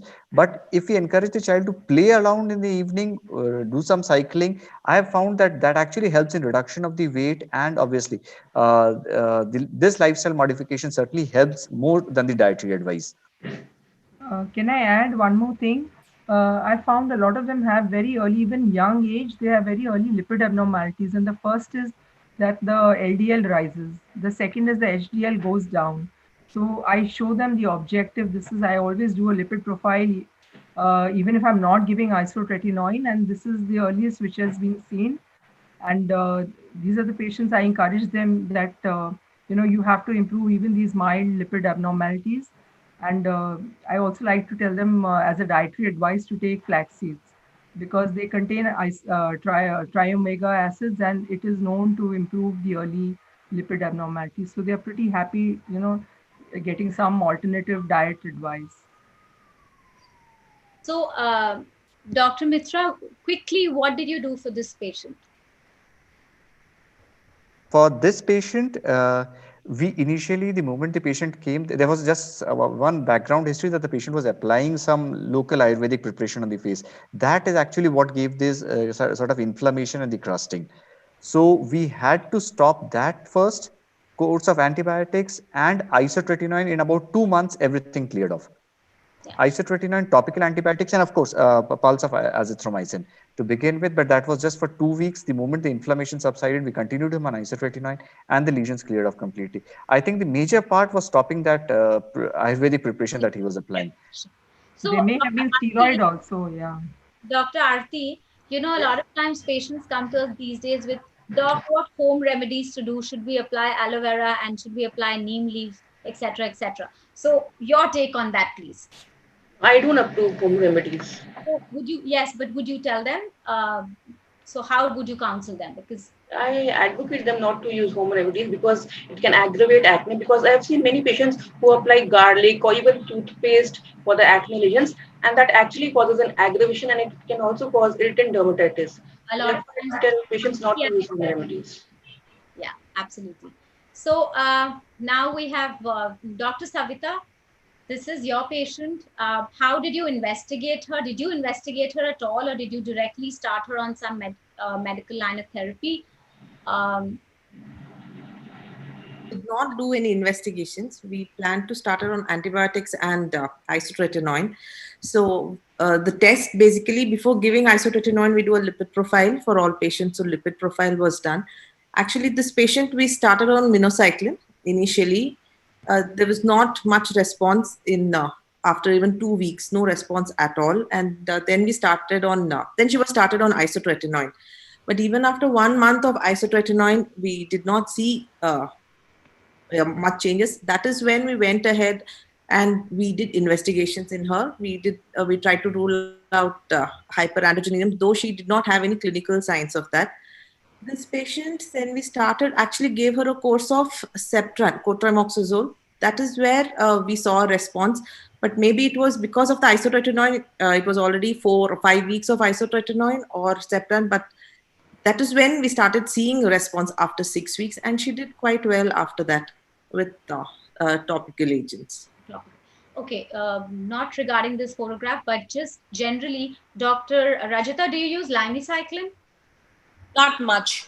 I minimize. I hardly ever use antibiotics for acne except for a very short period. Limicycline, not so much. Just a lack of familiarity, to be honest. Okay, any other panelists using limicycline? No, I don't use, but sometimes I do use cephaloxil because many of them I feel also have a staph. Yeah, so if they don't respond, I use, yeah. When I see this kind of a scenario, and I see that just about starting them on cephaloxil for about 5 days to a week, and then moving on to an isotretinoin has really greatly helped. Yeah, you know what? It also prevents the isotretinoin flare. And secondly is I also combine it with a anti-inflammatory agent, like either ibuprofen or diclofenac combined with serratiopeptidase. It reduces the edema, and many of these are very painful. Sometimes patients really say how painful it is even to lie down or wash your face. What I showed in my presentation, the last patient, he says, I haven't washed my face because it's so painful. So reducing pain is a very important part of inflammation, which makes the patient more comfortable. So I think I agree with you. I had a patient who had not washed her face for a month. Yeah. For a month. I mean, you can imagine. Yeah, we've had, yeah. So limicycline, I mean, I have used in a couple of patients with PCOS and, used it as 408 milligrams BD for about a month, although they say 3 months. And it does seem to show some sort of an improvement in grade 2 acne. Saricycline is the new kid on the block. I don't know if anyone has any take on that, because it's FDA approved in October 2018 for moderately inflamed acne, non-nodular. Dr. Arti, you are nodding your head. I haven't used, but as per data, there are less chances of resistance and less chance of GI side effects with this molecule. Is it available in India? Yes, today morning only I checked it on the web. It's available in India, but it's too expensive. It's about 10,000 rupees for about 15 or 20 capsules. So it's pretty expensive. Wow. Is very expensive. And I just checked it today morning on the web. It's available in India. Indian scenario, it's going to take time to set in if that's going to be that expensive. Dr. Mitra, what about your presentation on the probiotic prebiotics? Do you give them as a rule to all your patients, or would you? No, not regularly. Maybe a couple of reasons. I'm practicing in a government setup, in a resource limited setup, so I'm not prescribing it regularly. But yes, specifically in a few patients who in the female patients in that adolescent age group, I have definitely seen that it works and it certainly helps in that age group, the pre-probiotics. Specifically, patients with PCOD in that adolescent age group, that has worked for me. Can I add something here, Jayashree? Yes, definitely. I'm very fond of this because I strongly believe in the gut, brain, skin axis. And if you ask many of these patients, they would have very mild GI symptoms. I'm very fond of giving prebiotics and probiotics. And many of these, especially the adult females who come, they are more prone to having something like what is called as a SIBO, small intestinal bacterial overgrowth, and even irritable bowel syndrome, and they are really helped with this. And even because of the gut brain skin axis, even they have a mild depression if you really ask them, and even that improves. So I'm a strong advocate, especially if the patients complain of or I ask them directly, they will say yes, they do have a little GI complaint. So in these patients I definitely give probiotics. In fact, a lot of times they feel so, they come with that complaint and they're very happy and convinced when you give them. And I think that stress level also reduces when you give them the probiotic. What about all these, Dr. Savita, what about these supplements that, are now becoming very popular, the alpha lipoic acid and inositol, of course, we give in PCOS, and then you have PB seed extract and stuff like that. Any take on that? I have prescribed ionositol initially when it was to patients only when they have insulin resistance. The patient had severe acanthosis and PCOS. But I also prescribe metformin normally to patients when they have PCOS. But I feel metformin works better, and I'm more happy prescribing metformin. That I don't see any special advantage with this molecule. So I'm not too much in favor of this. Any other panelists would want to add anything?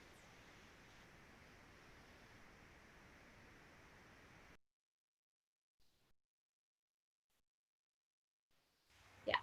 So friends, you can all ask your questions in the chat box below. The audience, please ask your questions in the chat box. Yeah, so we were talking about supplements. Yeah. Dr. J. Yeah. So alpha and lipoic acid, the problem is that the bioavailability is extremely poor. So whatever studies exist have been with IV infusions, particularly in dogs. So what really works here would be N-acetylcysteine in a good dose. Good dose meaning 600 mg at least twice a day, if not more. Or inositol, but they're far more expensive than an equivalent dose of metformin. Only advantage is that you don't have to tell them they are sugar ka medicines. Because nobody knows that you're giving it for insulin resistance. That's the only advantage, but at a great cost. So, Rajita, okay, I think I haven't, Dr. Yogesh, I think I've been missing you. Yeah.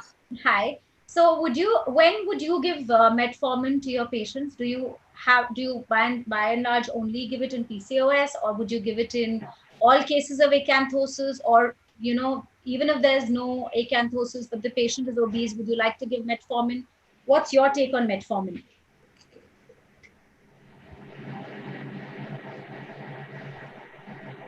Dr. Yogesh?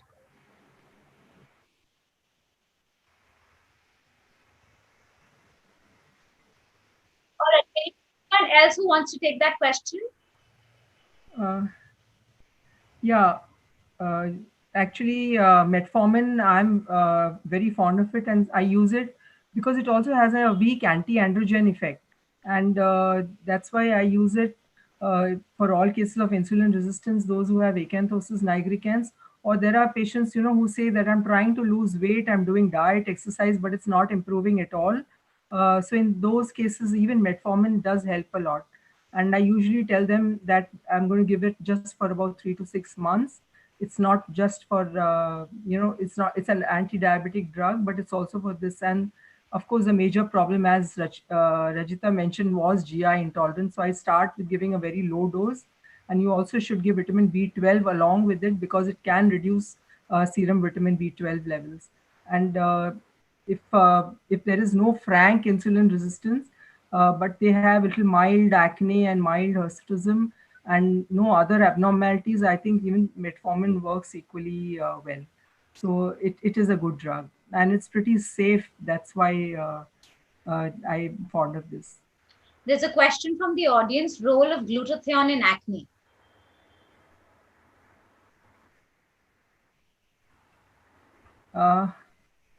Glutathione is basically an antioxidant, if you really see what it actually is. And in acne, uh, if you give even N-acetylcysteine is basically a derivative from there. They're all antioxidants, so it may help if at all, but there is no study, no role for it per se as an anti-acne medication. All right. Dr. Yogesh, are you here? So someone's asked the role of topical dapsone in acne.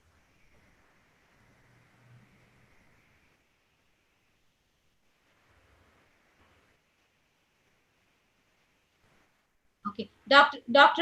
Mitra, Yes, Dr. Yogesh is trying to come in, but what about the role of topical dapsone in acne? ma'am, more than topical dapsone, I've never used it. I don't think it's about its availability. What I've used is oral dapsone in those multiple syndromes, acne with syndromes. They have worked very well. Acne in patients with other systemic complaints, dapsone is my go-to drug, oral dapsone. Rajita, have you used topical? I have used it. I know of one formulation with the 5%, and I use it as a spot application alongside my other hormonal therapy or isotretinoin for the occasional inflamed acne. And it has some pretty good evidence for treatment of adult female acne actually. It has grade A recommendation. All right. Doctor, can I just add on this? I have used it. I think though there are a lot of articles, somehow the bioavailability of the topical formulations what we have, I think, is not very good because we don't seem to get as good a response as it's mentioned in literature. And unfortunately, there are not many Indian studies on topical dapsone. So I think it improves only a certain section of people. All right. So, Dr. Aarti, there are so many lights. If you Google, lights for acne, there's so many. How do you, first of all, do you prescribe? And if at all you do, because Dr. Neeti ma'am has shown such a wonderful presentation where, you can expose yourself to blue light, red light, 15 minutes every day. How does a patient just select what light, or do you give them a specific light to go and buy? I usually don't use light therapies for acne, but yes, it can be used, though not as a first-line therapy. So we have the blue light, red light, IPL, then the infrared lasers, and the photodynamic therapy. So what these do is they decrease the count of the bacteria, and they also decrease the activity of the sebaceous gland. Right. But I'm not using light therapy. You've been using, so would you just shed some No, light? honestly, I have not been using it, the blue light or the red light. We had once one machine for demonstration. It usually works just for very, very mild acne. So we need better, better light therapies. And as of now, they are said to be useful only for very mild acne. So I think, but there was an article which I was reading which said that in future, like the one I presented on the gold nanoparticles, is that this maybe, you need something to penetrate the pilosebaceous follicle, and then the light should act, because most of these are very superficial except for the 1064. Someone's asked us if light therapy is safe during pregnancy. Yeah, there have been, in fact, there was one report which said that the red light, the blue light, and even the narrow band, there was one article which used narrow band UVB, which is safe during pregnancy. And this article mentioned that that this could be used when you don't want to use anything else in pregnancy. This could be one of the therapies which you can use. So because blue light and red light is basically invisible light, so that's why it's said to be safe. All right. Dr. Savita, have you done any interventions in this particular patient? Yes, this patient, he was on retinoids, and we also did intralesional injections to all the nodulocystic lesions. So, okay. Does anyone do creatine kinase or any of these investigations in men who really heavily work out? Yeah, Rajita. So men who work out, I talk to them about whey protein, but also about anabolic steroids. It's not very uncommon, especially in these smaller town gyms. And I do look for insulin resistance in men with either adult onset acne or younger males with severe or recalcitrant acne. And of course, when they have frank evidence of insulin resistance like acanthosis nigricans, or even a lot of acrocordons or DPNs. DPNs, yeah. All right. Again, this is Dr. Savita's patient. Did you have anything special? We'll look at this, the hyperplasia on the nose here. How does one treat this? Are we all doing Elman? Are we doing radiofrequency, or is there any other modality? Dr. Mitra? Dr. Yogesh, have you been able to join us? Yes, madam. Okay. So would you take this question, please? Okay. These are actually hyper and isotretinoin may help up to some extent to reduce the sebaceous gland hypertrophy. And second thing what we can do is the CO2 laser ablation of the sebaceous hypertrophic gland. But it may require multiple sessions at the interval of 4 weeks. 2 to 3 sessions may cure this hypertrophic lesion. So you can even do the Elman radiofrequency. You could just, introduce the electrode into each of those hyperplastic lesions, and then just give one shot, and it really cures very well. Or even the CO2 laser, yeah, you could use that in the you don't have the CO2 because a lot of us have, I don't have. Yes, Rajita. I used to do the pinhole method of erbium YAG, which was described for papular scars, but now I do the intralesional RF with my Elman. So I put in a needle, 26 gauge needle, and I don't put the probe of the RF into it. I touch the probe onto the needle. So that way you can reduce the chances of PI. Yeah, so you're actually not ablating, you're kind of shrinking it from within. Yeah, that's a really good take-home point, and that I've seen that reduces the chances of PIH. This is a wonderful case, Dr. Savita. Dr. Aarti, would you comment on this? Why do you think this has happened? History of application of pomades or anything on the hair or oils, because I can see acne only on the forehead. Yeah. And for this acne, I would like to give a combination of topical retinoid along with benzoyl peroxide. Would you do any interventional treatment here, For Dr. the comedones, we can do a comedome extraction. Okay. Dr. Savita, so now you can quickly take over. He's your patient. You managed this patient with comedone extraction. We gave him topical retinoids. We also gave him isotretinoin also, because eventually he had acne on the trunk also. He had truncal acne also, not just the forehead acne. The patient was also on isotretinoin. So these kind of patients, of course, he's got very long hair. So we'll have to, when they come, tell them that put a hairband or, leave your hair behind, and make sure you don't use any kind of hair oil typically at bedtime, or also check for any kind of seborrhea. And sometimes they apply so much of product that that has to be told to the patient. And I think he'll also do well with salicylic acid peels. Yes.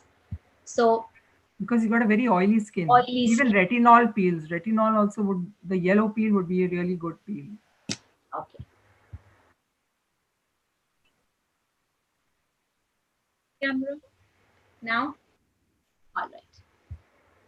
All right. So, Dr. Mitra, how did you treat this patient? What is the history? Why do you think he had this? Dr. Mitra? Okay, so this patient had a definite history of using antitubercular medicines.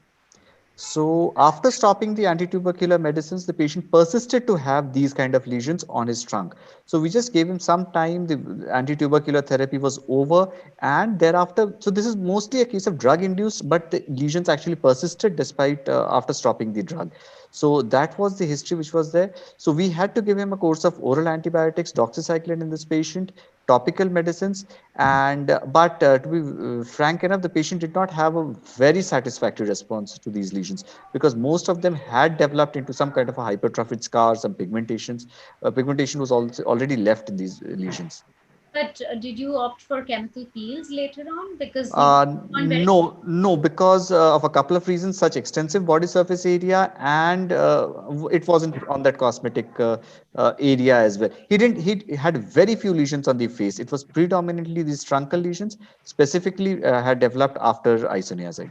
any of my panelists would want to add to Dr. Neeti, would you want to do peels for him? No, I would not. I'd rather give him isotretinoin because he's got developing nodules and Right. large nodules. He's also got PIH. So I would first like to give isotretinoin. Why it's important is because he's got it on the shoulders.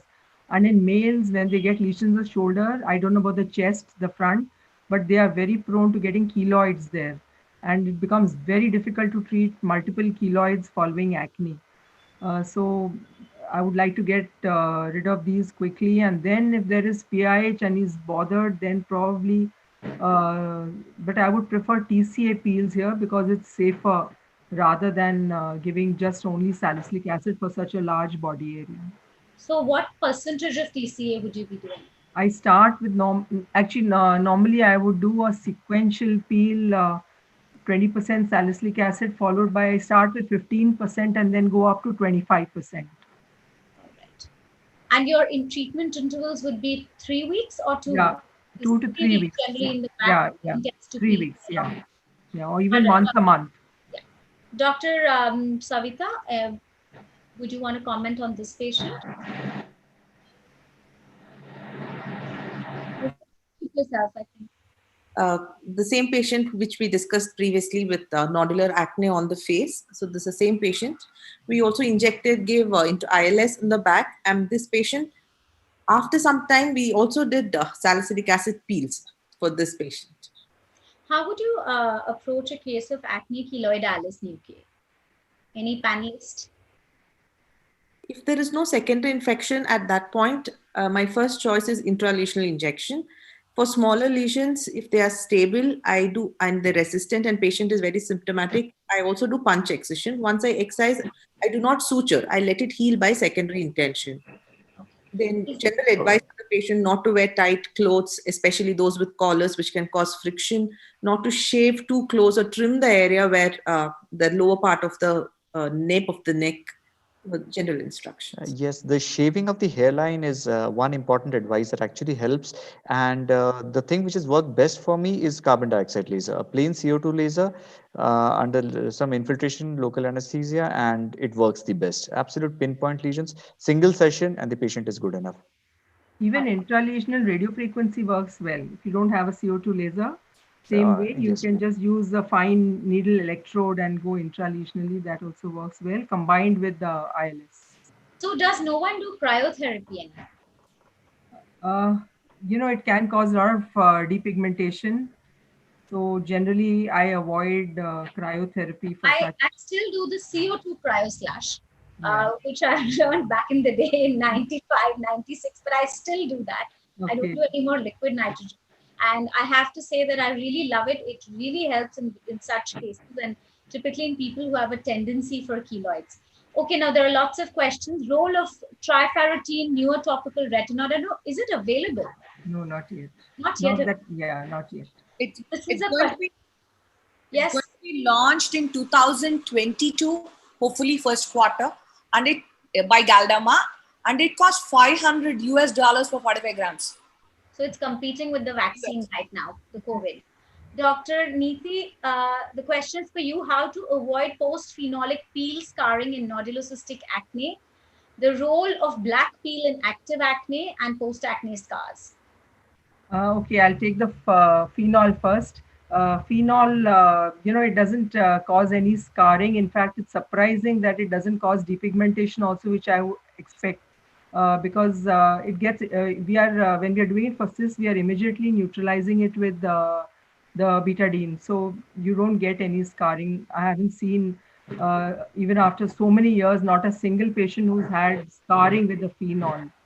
And the second question was the black peel. Yeah, the black peel, it's good for the mild to moderate acne, but of course not for severe acne. And doesn't, I feel, doesn't really work for the post acne scars. For that, if at all you need to do a peel, then only the superficial scars will help, and you need to have something like a TCA, which can cause a medium depth peel. So it's good basically for the active acne and even the mild PIH which goes with acne. Comedonal acne, if you just do a black peel and wait for a bit and then just extract the comedones, it helps, but nothing significant in this class. Dr. Mitra, the questions for you: roller moisturizers, sunscreens, omega-3 fatty acids, and topical xylitol, but I think you've already said it's not yet. Yes. Oh, so they've said topical sulfacetamide. Okay. Ma'am, moisturizers, yes, the definite role of moisturizers come once the patient, specifically in these winter months, once the patient is on retinoids, both topical as well as isotretinoin. We have to prescribe some kind of a moisturizer. Otherwise, the patients don't come back to us or actually leave isotretinoin or adapalene or tretinoin. So there comes the role of moisturizers. There are studies which says that plain Vaseline petroleum jelly is non-comedogenic. It does not block the comedones. So even I've been prescribing that as well, specifically for the fissuring around the lips, nose. Sunscreens, any gel-based sunscreen. I give a very broad kind of instruction to them. If required, if they really want to apply a sunscreen, it has to be a gel-based sunscreen.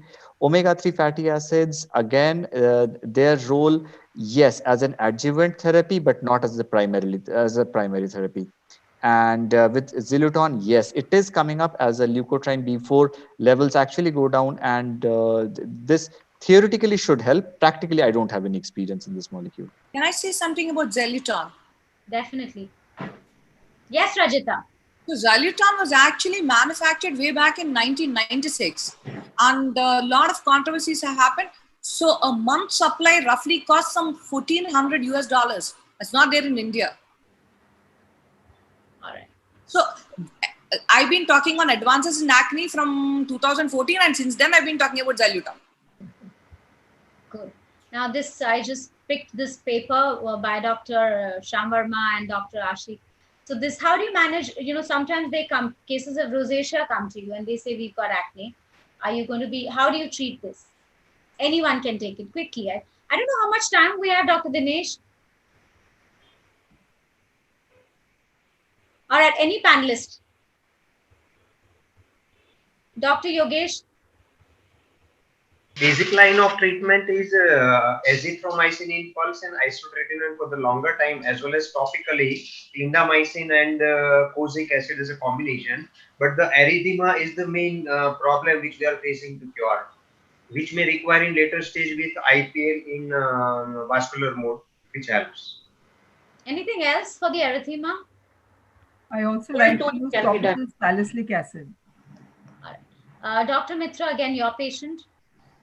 This patient was really difficult with these kind of scars and applying any kind of, so the patient had to be managed with intralesional steroids here. The primary target here was these scars which he had developed on the face.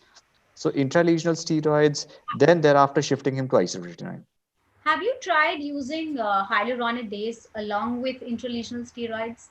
Has anyone tried hyaluronidase? Yeah, I do quite regularly. And for that previous case, I would also like to give 5-FU, because sometimes ILS can produce depigmentation and atrophy here. So the hyaluronidase along with 5-FU and a little bit of steroid works better. But in such patients, I also like to debulk with the radiofrequency. With radiofrequency, yes. Debulking, yes. Yeah, debulking it, yeah. And use a lot of hyaluronidase, a combination of hyaluronidase with intralesional. It seems to be giving very good results. Dr. Neeti, this is an amazing result. Would you want to? Yeah, actually, when this patient came to us, again, he was on isotretinoin. I think he was more of a pyoderma facial. I stopped his isotretinoin. I gave him just cefadroxil along with the ibuprofen, the diclofenac and serratiopeptidase combination.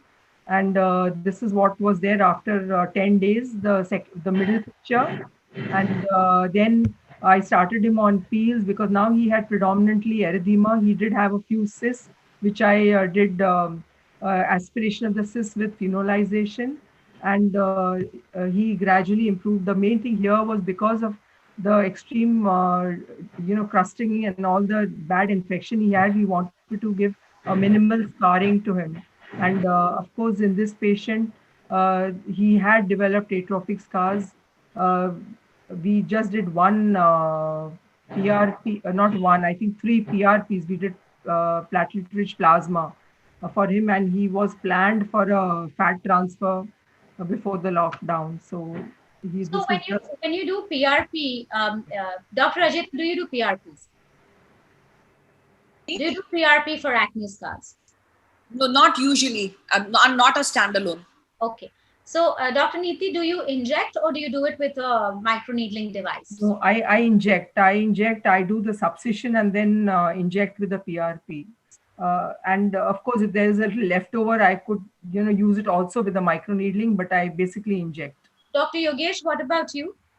I use both. I inject first at the base of scar, and then after application of PRP as a thin layer, I roll over the micro needling, and then finally keep just a thin layer to stay it overnight. So it acts from all dimensions. So now when we come to microneedling, derma roller versus the pen versus the radiofrequency microneedling. Your take on that quickly. Dr. Savita, let's start with you. This is your photograph. So this patient, initially I did subcision, Okay. and then we did microneedling RF and with the PRP injections. Injected PRP. Would you not do any peel for him? He did not have any active acne. This was a melanocytic nevite there. But there is this a little bit of PIH. Dr. Neeti is nodding. I think I wouldn't. I'm saying no. He doesn't require it unless he goes into PIH. I think a shot of TCA cross also can work for a few of these scars. Mm-hmm. Yeah. All right. So again, so I come back to the question: your take on roller versus pen versus radiofrequency microneedling. I think based on the availability and how much the patient can afford, derma rollers are much cheaper. Radio frequency not generally available across the board. If available, obviously a radio frequency would be would give much satisfying results than a derma roller. And in the Indian context, chances of PIH are much lesser in that. But he's got box scars, especially on the zygomatic region here. I would rather, excise this scar, put a little punch grafting before I do anything else. I don't, especially these are all deep box scars. So I feel just doing any of the micro needling, just that may not help so much. It's always a combination of acne scars. So, and coming to your question about the micro needling, I feel the derma pen is much better than whether you use the original derma pen or the one which goes it's a my pen that is much better than the roller. I feel the pens are better than the roller. Roller somehow seems to be giving a very temporary effect. It's more of a feel good factor.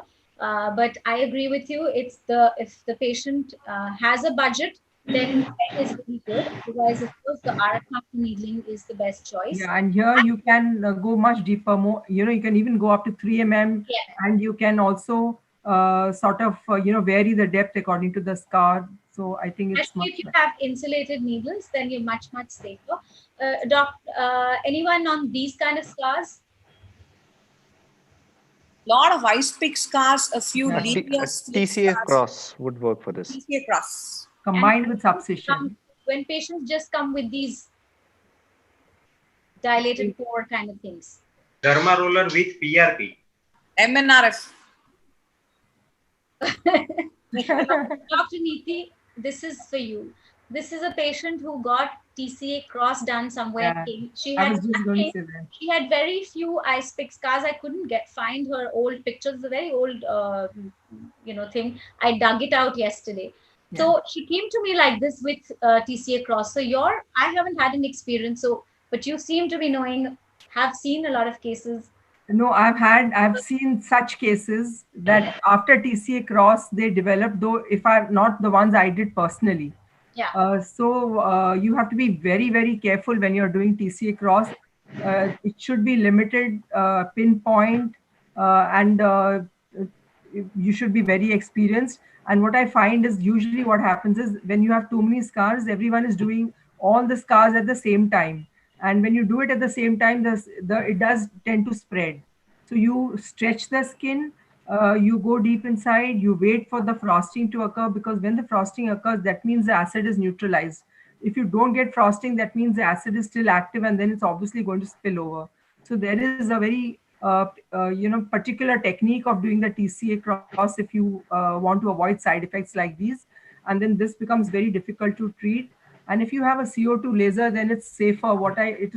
It is basically the cross technique using a CO2 laser in the ultra pulse mode, because there you can be pinpoint, and that's what I prefer, especially if I'm in a hurry. So now I'm doing less of TCA cross with TCA and doing more of the ice pick scars with the CO2 laser. But this is common if not done properly. So, Dr. Aarti, this is your patient. You've done some peels. So, would you like to tell us? For this patient, I have done switch peel. So initially, I have done 2 sessions of salicylic peel, followed by 4 sessions of glycolic peel at an interval of 2 to 3 weeks. All right. How does one avoid complications like these? Oh, we can go on throughout the day. So, what about a lunch break then? on this. So PIH with peels, number one, and this typically at the mouth corners and in the mental crease area. How do we avoid this? Application of Vaseline petroleum jelly before the peel in these sensitive areas. That's number one. And I've even realized this kind of pigmentation even with simple lactic acid and arginine acid peels.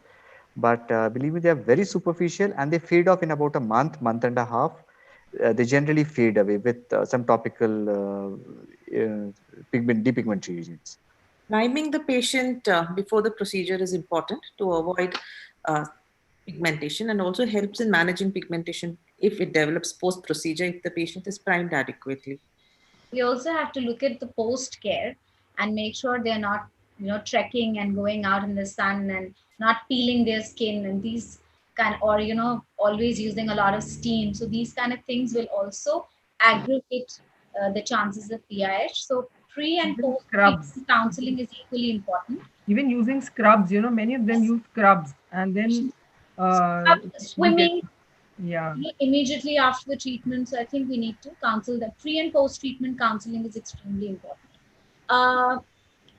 What is Dr. Yogesh? Now we have your patient finally. Can you please tell us about the treatment? The patient presented with a mixed type of scar. The scar shape was also different, like punch out scar, rolling scar, ice pick scar, and somewhere irregular with larger size, as well as depth were also variable up to deep scars. So larger size and deep scar, we have excised with punch excision, irregular scar with elliptical excision or the excision as per the shape provides.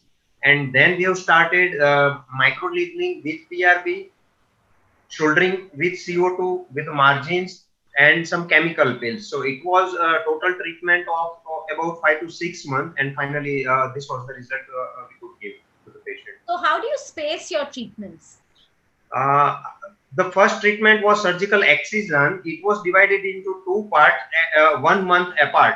In the first, we have decided the alternate lesion, the larger lesion, and the second lesion in the second session. So after the 2 sessions of surgery, after 1 month again, we have started the microneedling with PRP and peels at the interval of 15 days. Okay.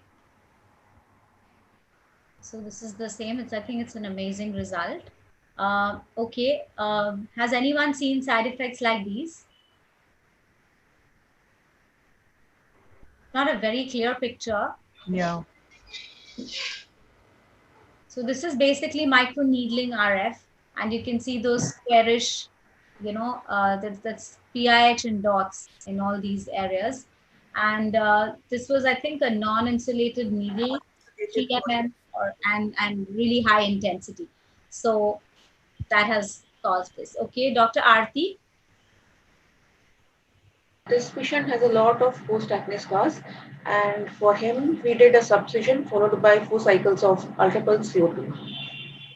So when I was doing an ultrapulse CO2, I was shouldering the scars with active effects followed by deep effects over the affected area. All right.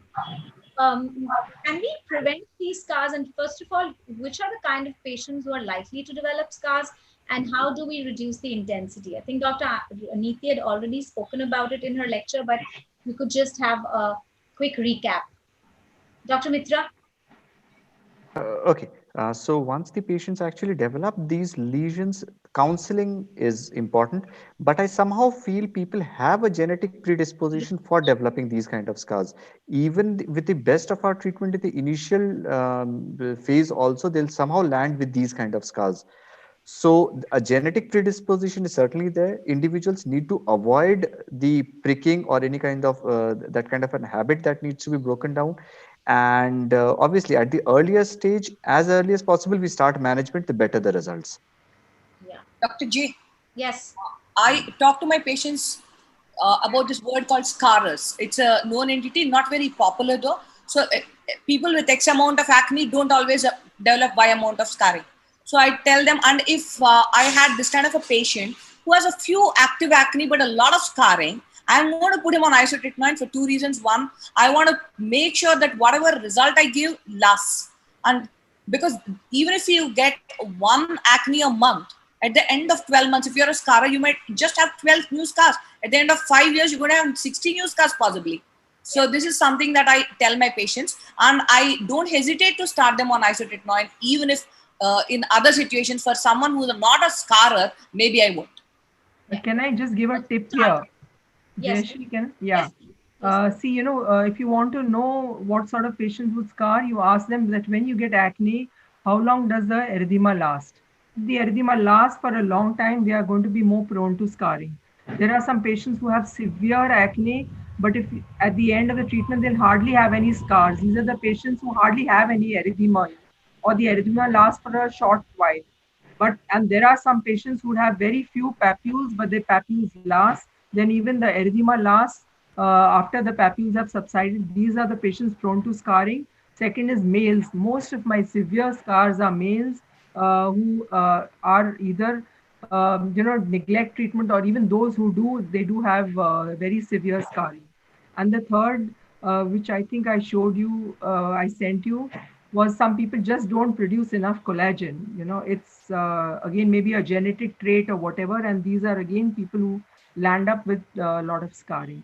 But the initial hint you get is from erythema. In fact, there was a very good paper also which said those patients who have prolonged inflammation, they tend to scar more vis-a-vis those who don't have. So this can be one of the early signs that this patient is going to scar. And it's a family history. If either parent has bad scars, that would lower my threshold to start isotretinoin. And I like to intervene using my quasi long pulse YAG when I see post-inflammatory erythema. So, because if you don't do anything at that point, either a peel or that, then that will become atrophic. So this was this beautiful JDD paper, ma'am. Was that what you're talking about? Yeah. So when you, so would you also, so what kind of peels would you intervene with salicylic matalic initially when they have acne, so you prevent the scarring?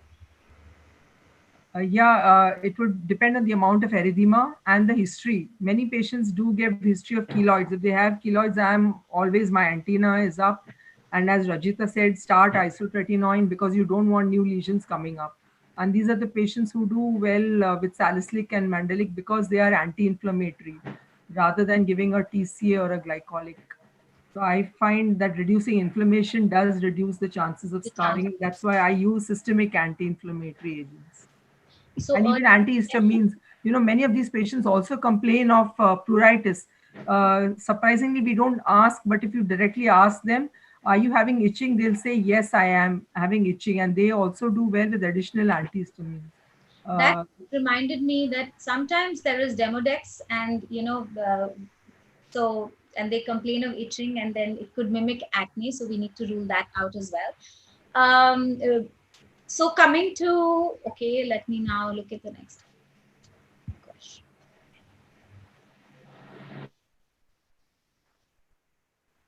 Okay, we'll close it. This is PIH with the laser. Maybe you could just take up some questions from the audience. That would be I've more been useful. looking at, You there are? two more Okay. questions from the audience. I've Okay, been great. checking constantly. Dr. Yogesh, how do you avoid, since you do so many lasers, how do you avoid PIH with lasers? You can see this patient, her scars have improved, but she's developed PIH. Pardon your question? Hello, madam? Yes? Can you repeat your question?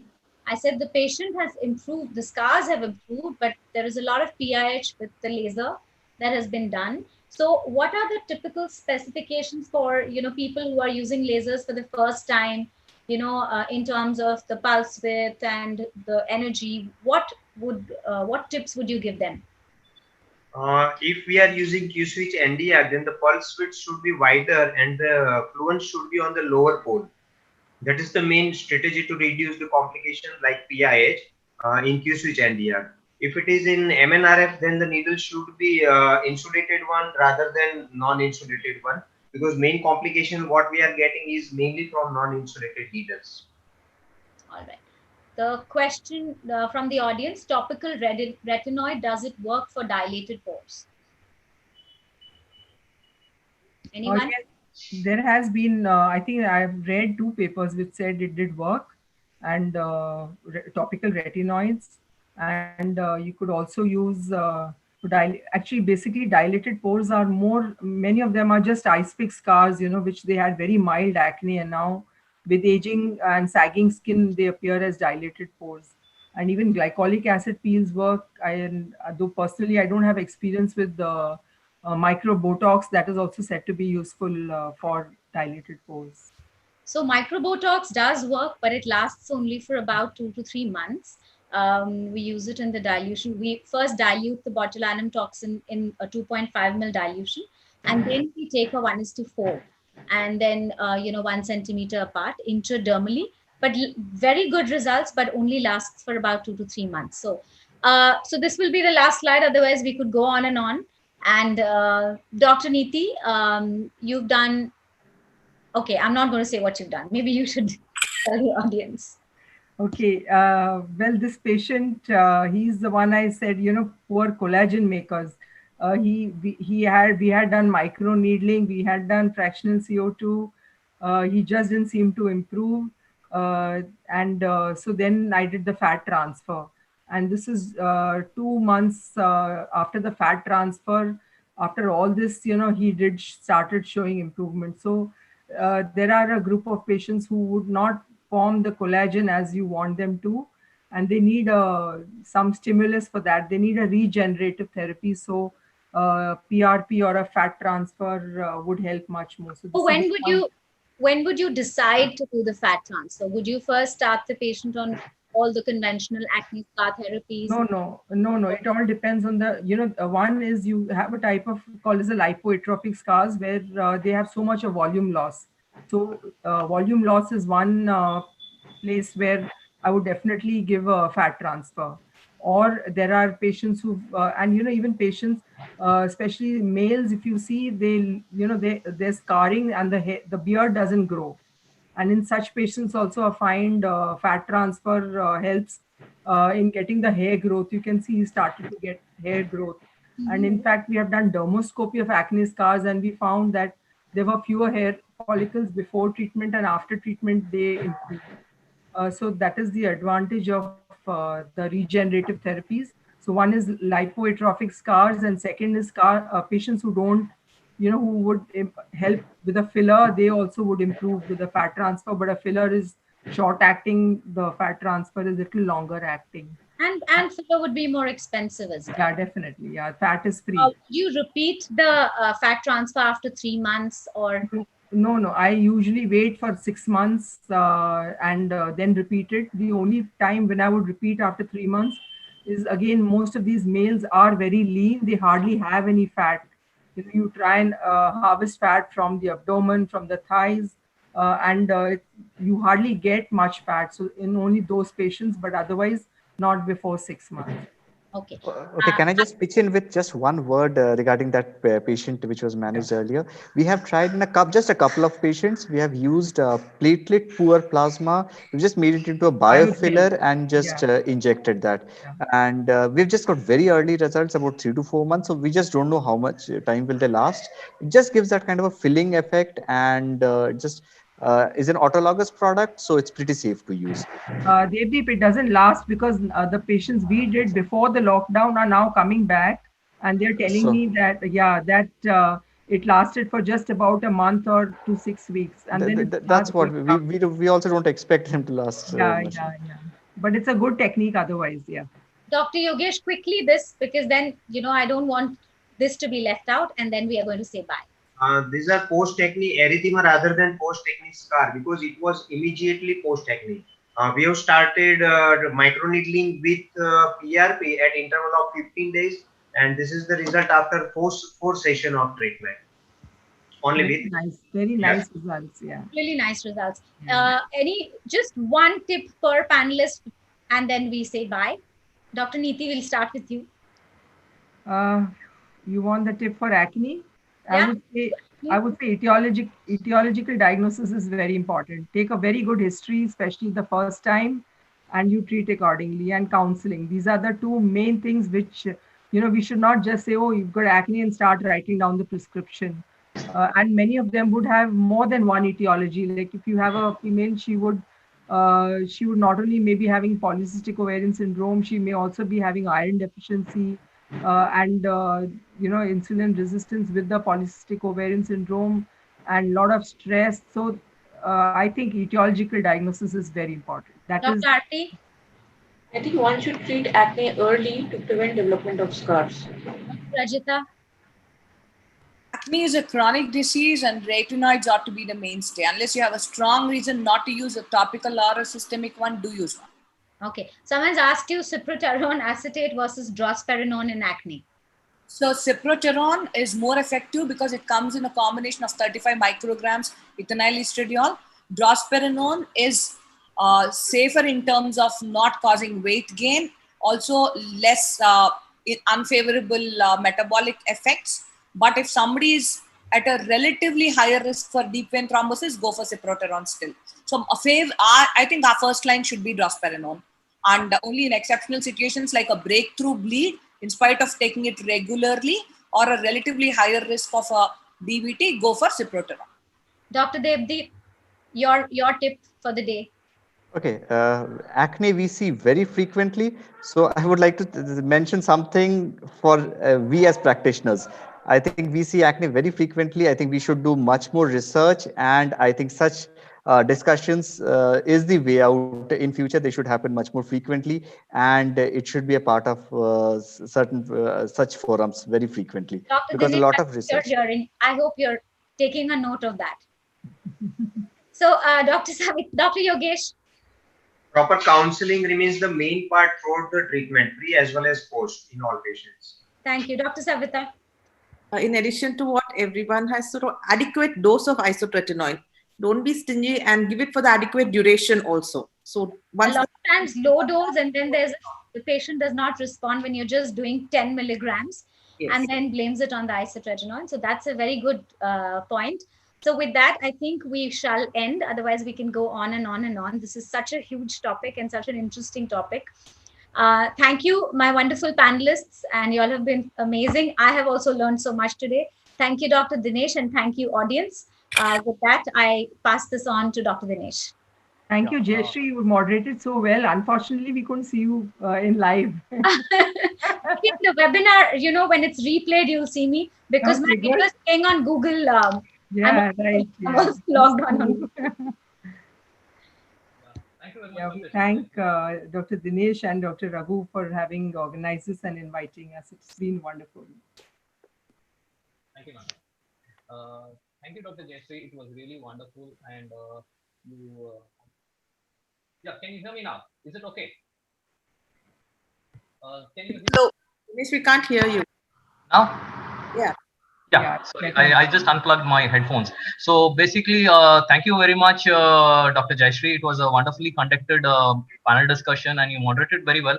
And we took care to see to that we chose the best of the speakers and best of the panelists, because each one, they are known for their clinical work and their clinically excellent results. I have been following each of them and the photographs pre and post in various fora, and we pick them up based on their results that they are giving, which are very excellent, and also their result oriented and practice oriented, clinical practice oriented approach. So thanks a lot once again to you, Dr. Jayashree. You brought out the best in everyone. And my special thanks goes out to Dr. Neeti ma'am for a wonderful, exhaustive talk. Dr. Rajita, as usual, she did a fabulous job. And Dr. Devdeep, he brought about newer perspectives and helped us understand the etiopathogens better. And of course, the panelist, Dr. Yogesh, who's a wonderful dermatosurgeon, and Dr. Savita and Dr. Aarti. So we have tried to cover everybody and uh, take their inputs. Thanks a lot. And I must thank uh, Johnson and Johnson for sponsoring this session through the educational grant and making it possible. And my thanks also goes out to Omkar, our web manager, who's been managing our Axi website and also done a lot of work for this seamless display and of the webinar. Thanks a lot. And this webinar is recorded and it will be hosted on our website for viewing by all dermatologists for at least a week. And after that, it will go into the archives session of our website where only the Axi members can view it. So even though it was a Sunday, people have logged in and watched it and they've been appreciative. And we expect like more and more people will be benefited by this recorded version in the coming weeks. Thanks a lot once again, everybody. Take care. Stay safe. Bye. Thank you.